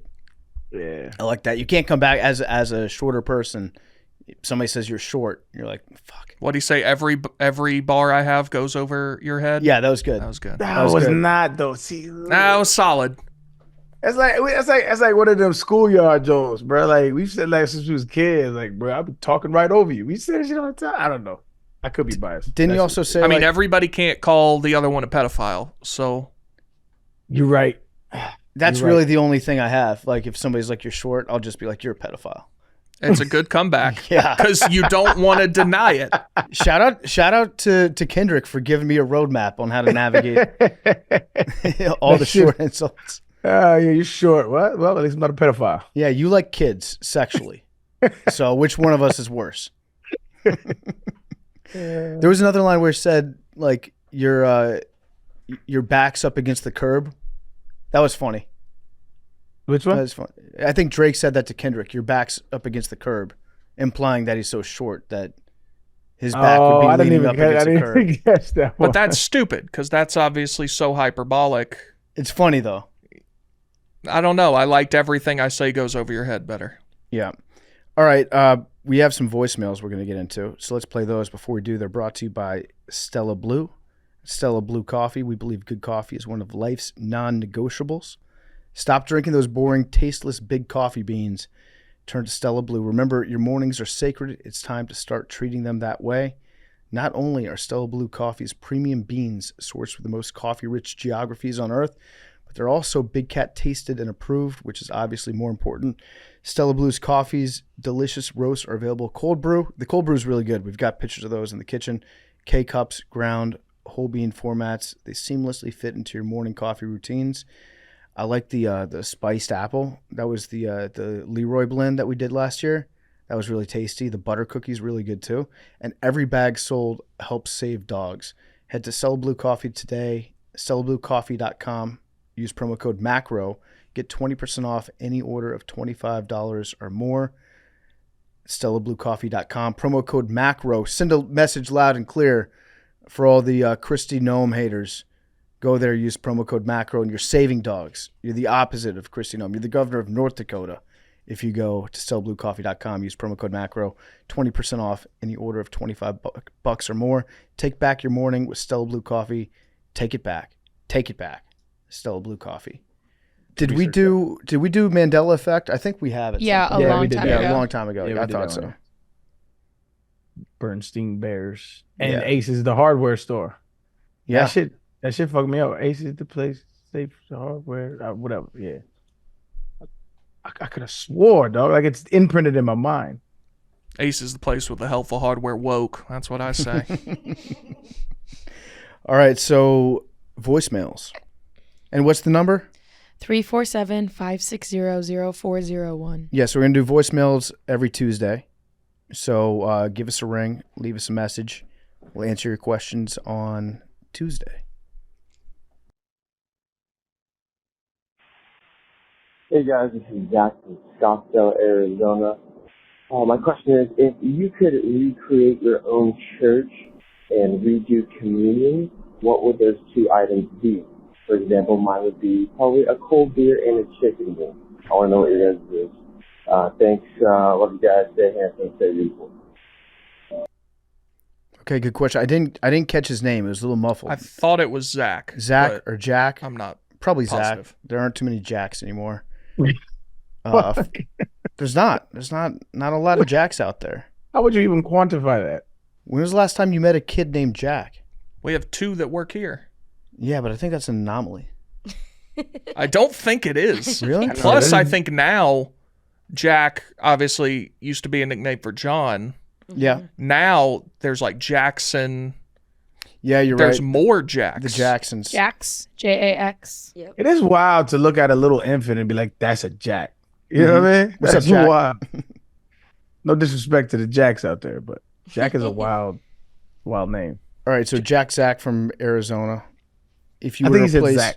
if you replace communion with one thing, he said buffalo wing and a cold beer. That's not a bad one, actually. I would just make it real bread. Why I assume it's for cost-cutting measures. Mm-hmm. That it's like The tiny little wafer. styrofoam. I love communion. Are you like the wafers? Hmm. Girls in my high school used to buy it on Amazon and eat it at lunch. You're lying. I'm not lying. So you just like for lunch, you just have a whole box of Jesus. You'd have a Oh, box bunch of of communion Jesus. wafers, but it wasn't like sacrilegious because they weren't blessed. So you would just buy wafers. I didn't. It's like an unfertilized Jesus. Yeah. Yeah. But yeah, I like them. I found this insane. I went to a Catholic church for the first time this past Christmas, and they do one big cup. Yeah. And like, I'm not a germaphobe or anything, but I think that's insane. Yeah, it's crazy. Yeah. I don't do Double the dip in cup. the blood of Christ. I don't do the cup. I don't do the cup. I just do the communion, and then I turn away from the pastor or the deacon that does the Every cup. church I'd ever been to, it's tiny little 1 ounce. That everyone Plastic gets their cups. own. That Yeah. makes a lot more sense. Yeah. Also, no. it's grape juice, not wine. Yeah. Oh. Nothing will make you feel out of place faster than going to like an official Catholic event as a non-Catholic, and then everyone knows the moves. Oh my God! Yeah, no. It was the it was fucking very different. aerobics involved. Stand, sit, So much. repeat after me. Oh, I didn't know we were supposed to be talking here. It was very different. Yeah, it's like going to Rocky Horror Picture Show for the first time. Every time. What is that? I've heard that before. What is that? Rocky Horror Picture Show. It's a movie. I think it came out in the 70s, and it's a very campy movie. It pushed some boundaries at the time, and it became an event to go to it and develop your own things that you would yell out at certain times in the movie to make the movie funnier are just like little call and responses that you would do that fans would come up with. And so then people learn all the lines, and then you go see it dressed up as the characters, and you repeat some of the lines, and it's a whole thing. I remember when I was growing up, like the goth kids, like loved that shit, and I just never cared enough to dig into it. But I've heard the name over the years. Yeah, it's like just something that is a subculture unto itself. Got you. And then you Okay. meet other people from the subculture. You come up with your little ways of doing the movie when you go to it, things that you invent, and then you see if those catch on. I wanna watch that. I want to see if it's got anything to it. Yeah, it'd be weird watching it for the first time just in your house. I don't know. I don't know if gotta the movie actually would be go. that good. I think you have to go to it live. Okay. Well, but then I wouldn't know what to do. I Yeah, see it. you just like observe the first time. Okay. Have you gone? I went to my parents and we went there when I was probably like 15 years old, and we went to see like a live action play of it. Got you. Probably not the most appropriate play for a 15-year-old to go to, but That's what I'm saying. It's like there's some I've seen nudity. it's like some cross dressing in there. Yeah, there's some cross-dressing, some nudity, a bunch of stuff. Well, But yeah, I would recommend seeing it like maybe in a theater live for the first time, because if you watch it at home, you're probably going to be like, this movie kind of sucks. But it's like the environment that you get into. got you. And every time, so like, it's at one of those like theaters where they replay old movies. Yeah, and most like art house theaters will do a Rocky Horror Picture Night like once a year, once every couple of years, and it's an event to go to. I think I'm gonna do that. I'm gonna check that out this year. But to answer this guy's question, I think I would just put salt on the crackers, because I disagree with Mad Dog. I think that the crackers taste bad. But they're not even crackers, at No, least they're most of the wafers. time. It's literally one, it has the consistency of styrofoam. Yeah, you got to dip it in something. Give me something to dip it in. You want a little Q sauce on the side? Yeah, Oh, some hummus. Yeah, hummus. Yeah, I mean, Jesus was Middle Eastern, right? Depends on who you ask. Yeah, that's true. Do any Christian religions believe that he was like French? No. No. No, but Mormons, I was going to say Mormons like kind of, well, Joseph Smith found the plates in, I believe it's Buffalo. Yeah, it was upstate New York somewhere. Yeah. I thought it was Missouri. Man's just a pure No, blooded they- American. Mm-hmm. Shout out to that. There's something with Missouri. Oh, Missouri is, I believe, where they think the Garden of Eden was. Yeah. That's what it is. And it was the headquarter of the Church of Jesus Christ of Latter-day Saints Wait, so in the Jesus 1800s. Jesus traveled from Missouri to Buffalo? From Buffalo to Missouri. Buffalo But- to Missouri. I believe that's what it is. Why do we want to think that? Oh, did y'all see that Jesus may have gone to England? No, I haven't heard this one. Let me send this to y'all. So there's you can cut this part out. But there was an interesting thread about there being some circumstantial evidence that Jesus visited England. All right, let's get into that on Thursday, All right, so we can read this and talk about it. y'all check out the thread, but Okay. Arian, what would you do for your communion, the Church of Foster? Honestly, I would honestly microdose and then lead up to a hero dose. And so like over the course of like 6 months, like all my congregation would be taking like, anywhere from 0.5 to a whole gram, depending on their tolerance. And we all just feel good and read the word and slowly lead up to that ego death of a hero dose. And we all take it and we all come out as better people. That'd I be like my that. communion. I think I would do Adderall. I would put secretly Adderall, and then we'd have a big meeting afterwards where we'd go out and like build houses, and everyone's all hopped up on Adderall, making the most perfect, beautiful house. Should be. Like actually have some energy. That'd be good. That's probably what. Hold Jimmy on, did you Carter's say that doing. you wanted to put it in there without like unbeknownst to them? Yeah, I guess the question was, implying that it would be known to everybody. So I guess I don't have to sneak it in there. Why would you want to drug your Yeah, I wouldn't. congregation? I wouldn't. I would. They would know. Got you. PFT's gonna roofie people and shit. The fuck? Jimmy Carter's still alive, by the way. Still very much alive. May 7th, 2024. Yeah. Yeah. He's been in hospice for like 2 years. Oh, that reminds me. I was golfing like a month back. He's got his own parking space at the hospice now. It's like this is Jimmy. It's what he needed, I'm telling you. But yo, I was golfing like a month back, dog. And I seen it was an LA course. It's like the super private course. I got a homie who's like connected over there. He got me, does like a super private course. And I saw fucking Joe Pesci. Joe Pesci was out there golfing. He was like, "Man, you gonna meet Joe Pesci?" And I was like, "Yeah, I'll pull up on him." So he's like, he I guess he caddies for him all the time. So he's like, "Mr. Pesci, this is Mr. Foster, yada yada." It was chopping. He's like, "Nice to meet me." I was like, "Nice to meet you, man." But Joe Pesci, he's looking a little on the back side of things. You know what I mean? Like it was. I was like, damn. I guess I just haven't seen him for a while. But he's looking rough for my guy, man. I'm a big Joe Pesci fan, by the way, dog. I love him in all his shit. I love him. I love Joe Pesci. He hasn't 81 years old. He hasn't been in a lot recently, hasn't he? Nah, cause you seen him, bro. He was in The Irishman in 2019. Oh yeah, that piece of shit. That's looking like the most recent thing he's done, I think. I did not like The Irishman. He's 81. Isn't it like 4 hours? It's like 4 hours, and everybody's super old, and the entire movie is just them like sitting down at different dinners together and talking to each other about other dinners they had. It's like, hey, I had a bad conversation with this guy. I think we need to do something about him. My Cousin Vinny, though. Great movie. Thank y'all for making me watch that. Yeah, Goated. fantastic. Goated movie. Home Alone. He was an amazing actor on Home Alone. What a goats, man. Goodfellas. Mm-hmm. Oh God, I can't believe I mentioned Home Alone before Goodfellas. That's my fault. Goodfellas and Casino.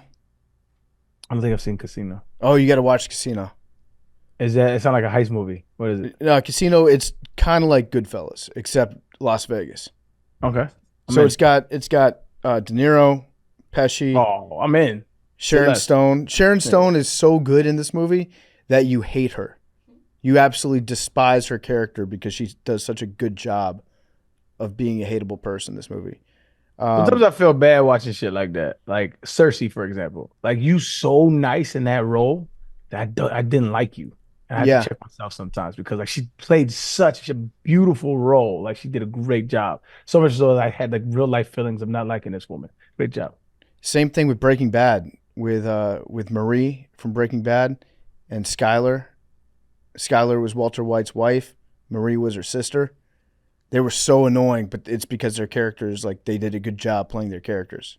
Yeah, I was the same with Jesse. All right. I didn't like Jesse. Oh, you didn't like Aaron Paul? Is that the dude I said, bitch? Yeah. I couldn't stand his character, bro. Science, bitch. So he was interesting because when they first got him, he was in season 1. I think they were going to kill him off. I think he was not meant to be like a recurring character on the show. And they were like, I think there's something to this guy. And then they brought him back. He became, I think, a much better actor as the show went on. And that's probably why I stopped watching season 3. Yeah. Because he got so annoying to me. I remember mentioning that, I don't know if it was on Twitter or maybe it was on this show or something, but like his fan base was like, "Are you fucking kidding me? We love Jesse." I was like, "God damn, bro." I think he improved a lot as an actor as the series went on. That could be the case. I stopped watching it for season 3. Science, bitch. He said, "Bitch." Okay, next voicemail. Hey guys, this is Big Tone from way down in Gainesville, Florida. Just got my degree and it got me thinking. If you were given a couple of years and like a stipend or scholarship to study anything or own any skill, what would it be? For me, as a young man in the year 2024, it would probably have to be golf, but it could be anything. You could become an expert on ancient ships and underwater archaeology and go on tons of expeditions. Anyways, stay gorgeous, stay beautiful. And this one's for Billy. Roll Vance. Was that roll what? I don't know. I don't know. didn't hear that one either. Uh, I actually looked into going back to school, and I'm looking to get back into classes. I've done this twice now. The first time I wanted to get back into school, it was for physics. Um, and then I started taking classes to catch up and all my math. And I got done with like a good portion of it, and then I just realized I don't love it enough to study it. Like I love the outcome of physics. I don't love the uh the out like the work that you have to put in order to make those equations work. I like us being able to describe it. I don't think I have the passion enough to go into it to be able to do the calculations myself.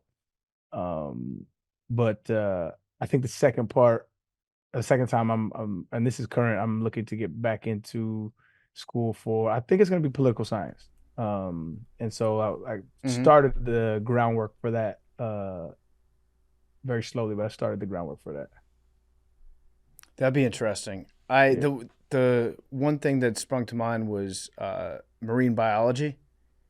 Just because I went on that trip to the Galapagos that one time, which was so cool, and there were a bunch of college students that were there. They were studying abroad and doing their semester in the Galapagos, and they were telling me their schedule for the day. It was basically like, okay, go hang out with the sea lions in the morning, go hang out with the tortoises in the afternoon, go swimming with hammerhead sharks. They were actually complaining. That sounds like a nightmare. They're like, oh, this thing sucks. We have to wake up at 6 a.m. tomorrow because we have to go swim at this hammerhead shark breeding ground and observe them in the wild, where there's going to be hundreds of these sharks mating with each other. Like a shark orgy is what he was going to go like observe the next day. And they're complaining about it, but it seemed like I read up on what this shark breeding ground thing was, and it sounds like one of the coolest things ever. The sharks don't fuck with you because they're trying to get their dick wet. They're not trying to fuck with like humans, and so you can't distract them. But that would be Already fun. wet. Yeah, it's true. I was thinking that. Yeah, good point. That's a fair point.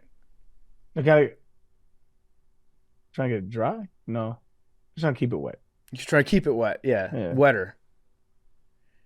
I don't know. So yeah, something to do with animals like that would be sick. Or I also think just like songwriting, going back and studying music theory, because every time I'm getting really into this algorithm on YouTube where you listen to like different music instructors and teachers break down modern songwriting, like they hear it for the first time, and then they stop it and they tell you what this part is, how they're using the instrument in a certain way to elicit a certain emotion, and just music theory in general. I took one music theory class in college. I really liked it. But yeah, just songwriting, studying songwriting, and all the different like tricks and things that you use to like put together a song and why it makes you feel the way that you feel. Because it's usually not a coincidence. It's usually written by somebody that knows exactly what they're doing. So I feel like I would like to understand that. Also, anytime I just sit down for like 2 hours and bang out a song, just it makes you feel good, like you created something, you know?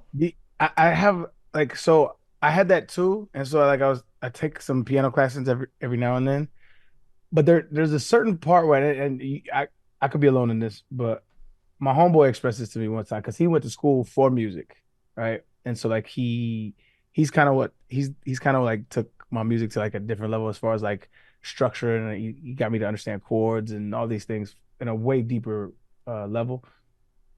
But he was like, I mean, there's a certain point in theory where you can like learn theory forever, right? But he's like, but there's a certain part in theory where it like sometimes it like takes the magic out of it. Yeah. Right? Yeah. So like I like music, and I do music, and I think I know enough to create it, but there's still some stuff that I don't know that I'm okay with not knowing because I don't want to see what's behind the curtain too much, because then it's like it's the reason why I don't really watch football anymore, because that was my expertise and I did it for my entire life. And although I still love it, it's just I just view it in a different way where it's like it's like you see it's not magic to me anymore. You know what I mean? So I think you kind of would have the same knowing your brain a little bit. I could be wrong, but I feel like you would probably feel the same way a little bit. It's like, do chefs when they're eating Crunchwrap Supreme from Taco Bell, are they blown away by it the way that everybody else is, or are they just thinking about all the weird shit that's in there? 1,000%, right? You know, like it's a curse at some point to know too much about something. Yeah, ignorance is bliss. Yeah, sometimes you just like to hear a song and just be like, oh, this sounds good. Exactly. And you have to think about all the reasons why it does. Yeah, and then you start critiquing it with your own biases, like, oh well, if they would have did that, you know what I mean? Like, and then I don't ever want that to happen with me with music. Yeah, that's a good point. By the way, Arian, when Kendrick dropped his track on Saturday, the part where he was like, "I struck a chord, it's probably A minor." A minor, that was hard. Yeah, and then I saw somebody online point out that A minor, same key as C, basically same notes as in the key of C, and they're all the white keys on the piano. Yeah, see, and this is where Kendrick Is that too fans far? yeah, see, Kendrick fans, like Drake fans do a lot of reaching, and Kendrick fans do as well, right? So I heard that one, and then I heard because I went to check. I was like, so I went to go. I have a piano app on my phone, so I went to check. You know how you run through the scales to see what the key of the song is in, right? And I went to check to see if that song, as soon as I heard it, was in A minor. It's not. It's in B minor. And then somebody was like, well, B minor is just A. What is it? A? Would it be A sharp? B minor. No, B minor is not A sharp. No, it would be. There's different modes that you can get into. B minor would be the same thing as D. It's like A. I think it's A sharp minor, isn't it? Or no, like B flat and A sharp are the same thing. So no, it was what did they say it was? I don't know. They went down this big old rabbit hole, and then some dude was like, so earlier in the bar, he was like, he said, I'm the one to up the score with him. And so because the song's in B minor, he says A minor, he alludes to that bar, and I'm like, y'all are doing way too much, bro. Get like the raise the bar, like put it up one full step. One score, yeah, one step. And I'm like, like I'm a Kendrick fan, and I think he's genius and he's brilliant. But some of the shit that y'all are giving to him is like, no, bro. Get the fuck out of here. Yesterday, on part of my take, I said instead of saying A minor, Kendrick should reply with like, "That's your D sus," because that's what you call a suspended chord. And nobody laughed. They just looked at me. I was like, "That's it's a chord. It's a chord." They don't know music. That was too nerdy. No, that shit would have been funny. So Drake, if you're listening, that's a free bar for you. Free bar, dog. Oh man, that's funny, dog. I'd have laughed with you, homie. It's in D sus. That's funny as shit. Wow. What would you study, Big T? I'm very interested in the Civil War. I don't know if you could get I'm sure there are people with like PhDs What part of the Civil War, Big T? All of it. I find it very fascinating. Started a book today on Stonewall Jackson. Oh yeah. Yeah, you could get into an audio book. Audiobook. I'm with you, brother. I'm not It's so much better. I feel you. Also, this audiobook is like 24 hours. I don't even know how long that book would be. Yeah. And there's no chance I'm doing that. Big T is really, really speed running life. Like I feel like most people get into the Civil War in their 40s, 50s, usually 50s. I identify as in my 50s. Yeah, yes, that makes sense. If I was like, you're doing it the right way, Big T. You living life correctly. You got a good one going on. Keep doing you, fam. I appreciate that. What leads you to say that? Because you know what you like. You do the things that you love. You stay in your lane. You're passionate about what you're passionate about. You don't really give a fuck about what people say or do. Yeah, you go to baseball games. You go to football games. You watch your shit. You play your video game. Just living your life. You're doing it correctly, man. And I see no point in wasting time doing things other than what you just described. I feel you, man. I feel you. It's trying inspiring. to impress people that you don't care about, or I find it all to be draining, first of all, and secondly, what's the point? I'm a fan. I'm a Big T fan, dog. I appreciate that. Yeah, man. I could get into studying World War II also, just kind of the way that you're into the Civil War. It's fascinating to me because it feels like good versus evil. You could say that from literally whatever your perspective is about any war. Yeah, I know. That's what makes it so interesting to me. Is because like it's been taught our entire life as being like, okay, this is evil, almost owned the world. It turns out good won the world. You know what Shane Gillis said about studying World War II? Yep. Early onset Republican. You could be coming around. Yeah. No, listen, I started to study more about World War I just because I wanted to know more about World War II. That's dedication. That's dedication to the process. Yeah. All right. We got anything else? Are we good? We have one more if you want. Yeah, fuck it.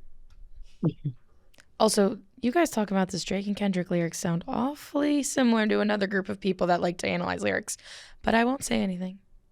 You talking about Taylor Swift? Maybe. Hell no, Eddie.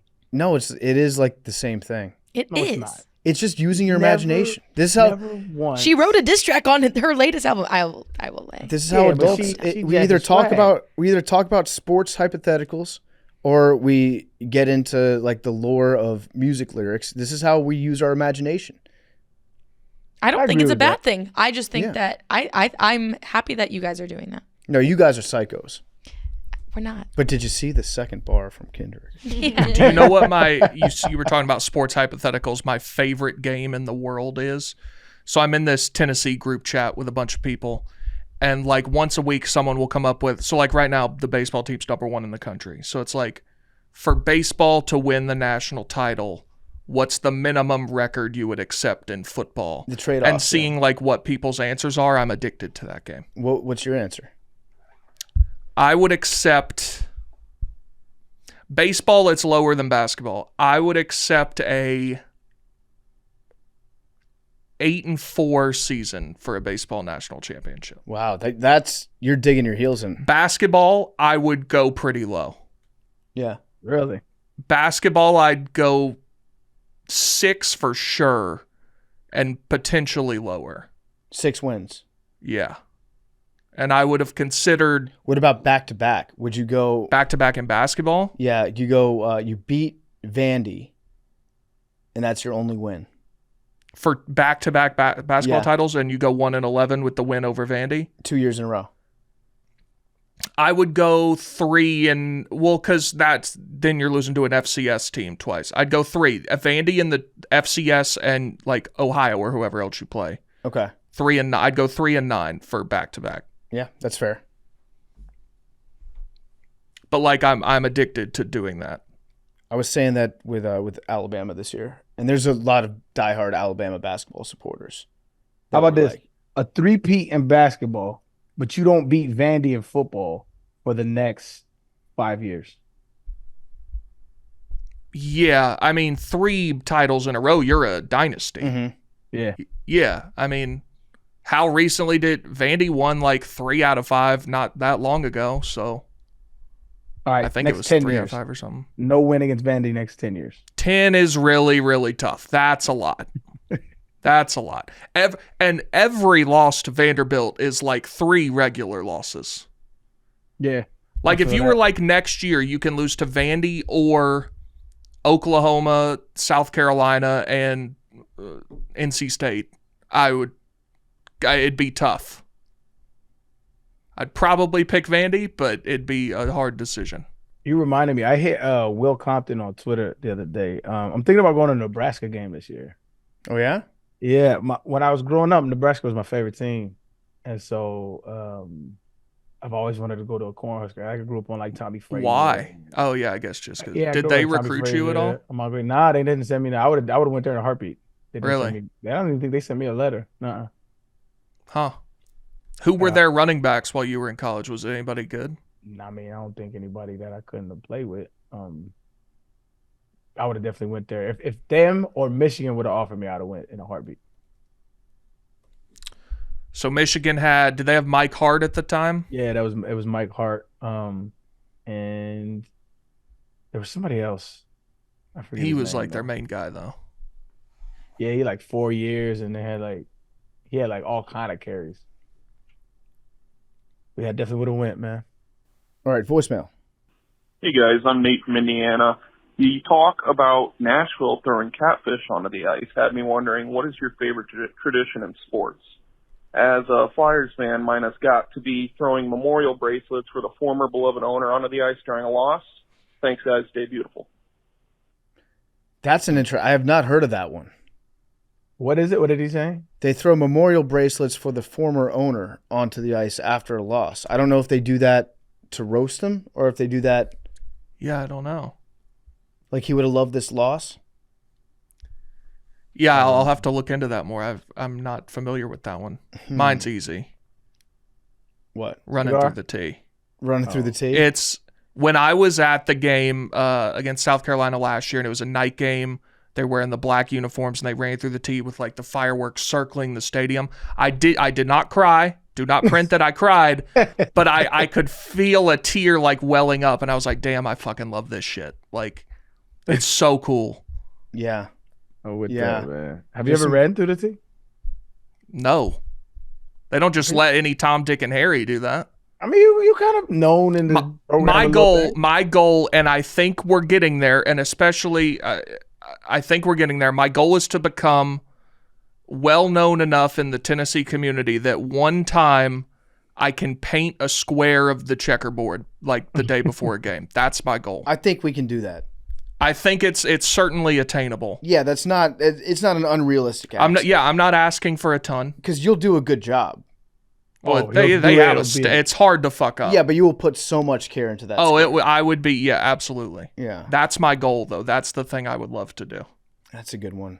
I love that. Favorite sports tradition? I like the Dallas Cowboys losing in January. That's a good one. I love that one. Honestly, the octopus on the ice in Detroit is pretty good. I don't know how they smuggle those in, how it started, but ever since I watched The Octopus Teacher, I'm like always a little bit weirded out by throwing the octopus. They're really smart. What else do we have? We've got... Honestly, I think, you know what it is? When I was growing up, I think the one thing I wanted to do more than anything else, aside from making the NFL, was to play in the Rose Bowl. I think the Rose Bowl to me brings up so much like emotional like baggage that I get butterflies thinking about the Rose Bowl. I get butterflies thinking about Charles Woodson having a rose in his mouth, striking a Heisman pose and shit. Like that shit used to get me going as a kid. I love the tradition of the Rose Bowl. Yeah, and that stadium is awesome too. Yeah. And I played it. I got lucky enough to play in it. But yeah, I would say the Rose Bowl. That's such a flex, being like, I think mine would be to play in the Rose Bowl. Oh yeah, I did that actually, and it was awesome. Well, I played in the Rose Bowl game. I played in the stadium. Arena. Yeah, stadium. Yeah. I also like the flyover, the military flyover at the NFL draft. That's a good one. It makes no sense to me why they do that, but I still like it. It's just so outrageous that they have like a B-2 bomber buzzing the tower before like people get told where they're going to work. When you say it like that. I also like the flyovers when there's a closed roof.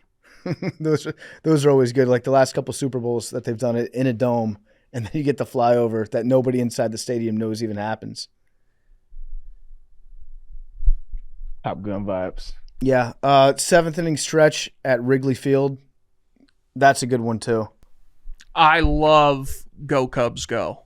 It's a good song. And I'm obviously not It's a the Cubs best. fan, It's but the every best time I part. go to a Cubs game, I want the Cubs to win because Go Cubs Go is really cool. If they don't win, it's like, what did I even pay for this ticket? Like, it's ridiculous. It's the best part. Hey Chicago, what do you say? It is cool. It's the best. Gonna win today. It is good. The Nats song, "We're Nuts About the Nats." On the same level. That's another classic. What about I've been to like what seven or eight ball games now. When you get faded enough and they take me out to the ballpark game song comes on, like, that's a bop, man. That's a slap.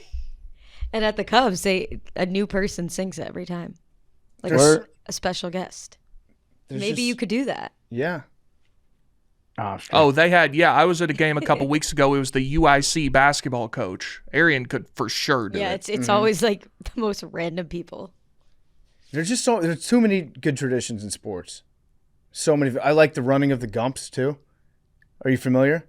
Oh. I've heard of it. Let me put you on some game real quick, Big T. The running of the Gumps. Every year, Alabama, I think it might be their spring game, or it might be like a press conference, the first press conference of the college football season, and they open up the gates to the stadium, and then all the fans run in to get like a good angle. I'm pretty sure it's like a some sort of fan appreciation thing or something. Oh, so it's their fan day Fan day, yeah. when like the players do autographs and stuff. Yeah, and so then you've got all these Alabama fans that they're like bulls getting released on the streets of whatever city they run the bulls through, which is, now I'm forgetting where that is. Pamplona. Pamplona, yeah. It's like that, except a bunch of usually huskier Alabama gentlemen that sprint out onto the field. And you're just shocked how there's never more like torn Achilles. It's along the same lines of when Dallas opens up their stadium and all the Cowboys fans run in to get to like the standing room only place. Yeah, that's crazy. Yeah. But in Alabama, they do it right. I love those guys. Would you ever, and your answer is you're too rich to ask this question. Yeah. You should preface every question you ask me by saying that. For most of them, it's probably true. It would have to be, the only time I've ever done this was the Braves game 5 of the World Series. We had standing room tickets, basically. We didn't have a seat. But it would have to be an event of that magnitude for me to do standing room. Yeah, standing room, not fun. Like, I would never do that unless it was like that's the only way I could get in. I would do it, I would do it for a Super Bowl if my team was in it. I would do it in a World Series. Maybe even like an NFC Championship game. I would consider doing that. It would have to be a pretty big game because there's nothing I like more than sitting down. I want to have a home base. When you're doing standing room only, there's no home base. You're just kind of floating around. It gives me the same vibes as being in a super crowded bar and just standing up. I don't like that. I like to have a place. I'm even and listen, I hope y'all would know I am as diehard of a Tennessee fan as they come. When I'm at a UT game now, and even when I was a student, when you're a student, everyone stands the whole game. On the bleachers, by the way, they wouldn't stand on the ground, which I never fucking understood. So you have to stand the whole time. I'm like, this is ridiculous. And now I find myself when guys start standing up on third down, I'm like, we can watch it just as good sitting down. Yeah. You can make noise and all that. Yeah. Can you imagine going to a presidential inauguration? Oh. And you get out there at like 2 a.m. in the morning, maybe even camp out the night before, and then you just stand. And it's always cold. It's always shitty weather. And you just stand up there because there's a guy that's taking an oath like 200 yards away from me. And you're like, oh, I think I see him. There will never be a candidate that I like enough to go to a presidential inauguration. That's the worst spectator sport ever, I think. Yeah. I mean, you're just nothing. And like Times Square New Year's Eve, if you go to that, that's worse. Out of your mind. That's worse. People wear diapers. Yeah, because you can't get to a bathroom. There's no porta potties. You just stand there. Your brain is not functioning if you're going to that. You can't even bring in alcohol. They confiscate your alcohol. So you're just standing there sober in the cold. For 24 hours. Waiting for a big ball to drop down. Crazy. I mean, people obviously sneak in stuff if they can. But you're not supposed I mean, to. how much better is that making it? It's significantly. Not a ton. If you're drunk? Yeah, if you're drunk, it's way better. How are you getting enough alcohol in there to get drunk? Got a couple flasks. I guess, but what a horrifying to the thought. Yeah. I don't know how much you'd have to pay me. It's bad. I did it one time. Never did you really? I did, yeah. I did it one time. When you lived in New York or you were younger? No, I was younger. And I went up there to visit and I bought like a bottle of champagne because I was like, oh, it's Times Square, New Year's, let's drink champagne. Tried to bring it in. Police officer took it from me. And then he put it down next to him. And I was like, shit, this sucks. So I just stood there for a while. I think I left before midnight. When did you get there? Like 2 Times Square. Yeah. I think it was probably 6 p.m. And how close were you? I don't even know where I was. Right. I didn't see the ball. Yeah. I was blocks away. I mean, people were there for 2 days. Yeah, I was blocks away. And then when I left, I walked past like the police barricade and I went up to one of the officers. I was like, yeah, the cop said that I could get my bottle back when I left. He didn't tell me that, but the cop didn't know that. And he was like, okay, which one's yours? And then I went through all the bottles and I found the most expensive one. I was like, this one's mine. Nice. Thank Good pull. you. Yep. All right, so that does it for nanodosing today.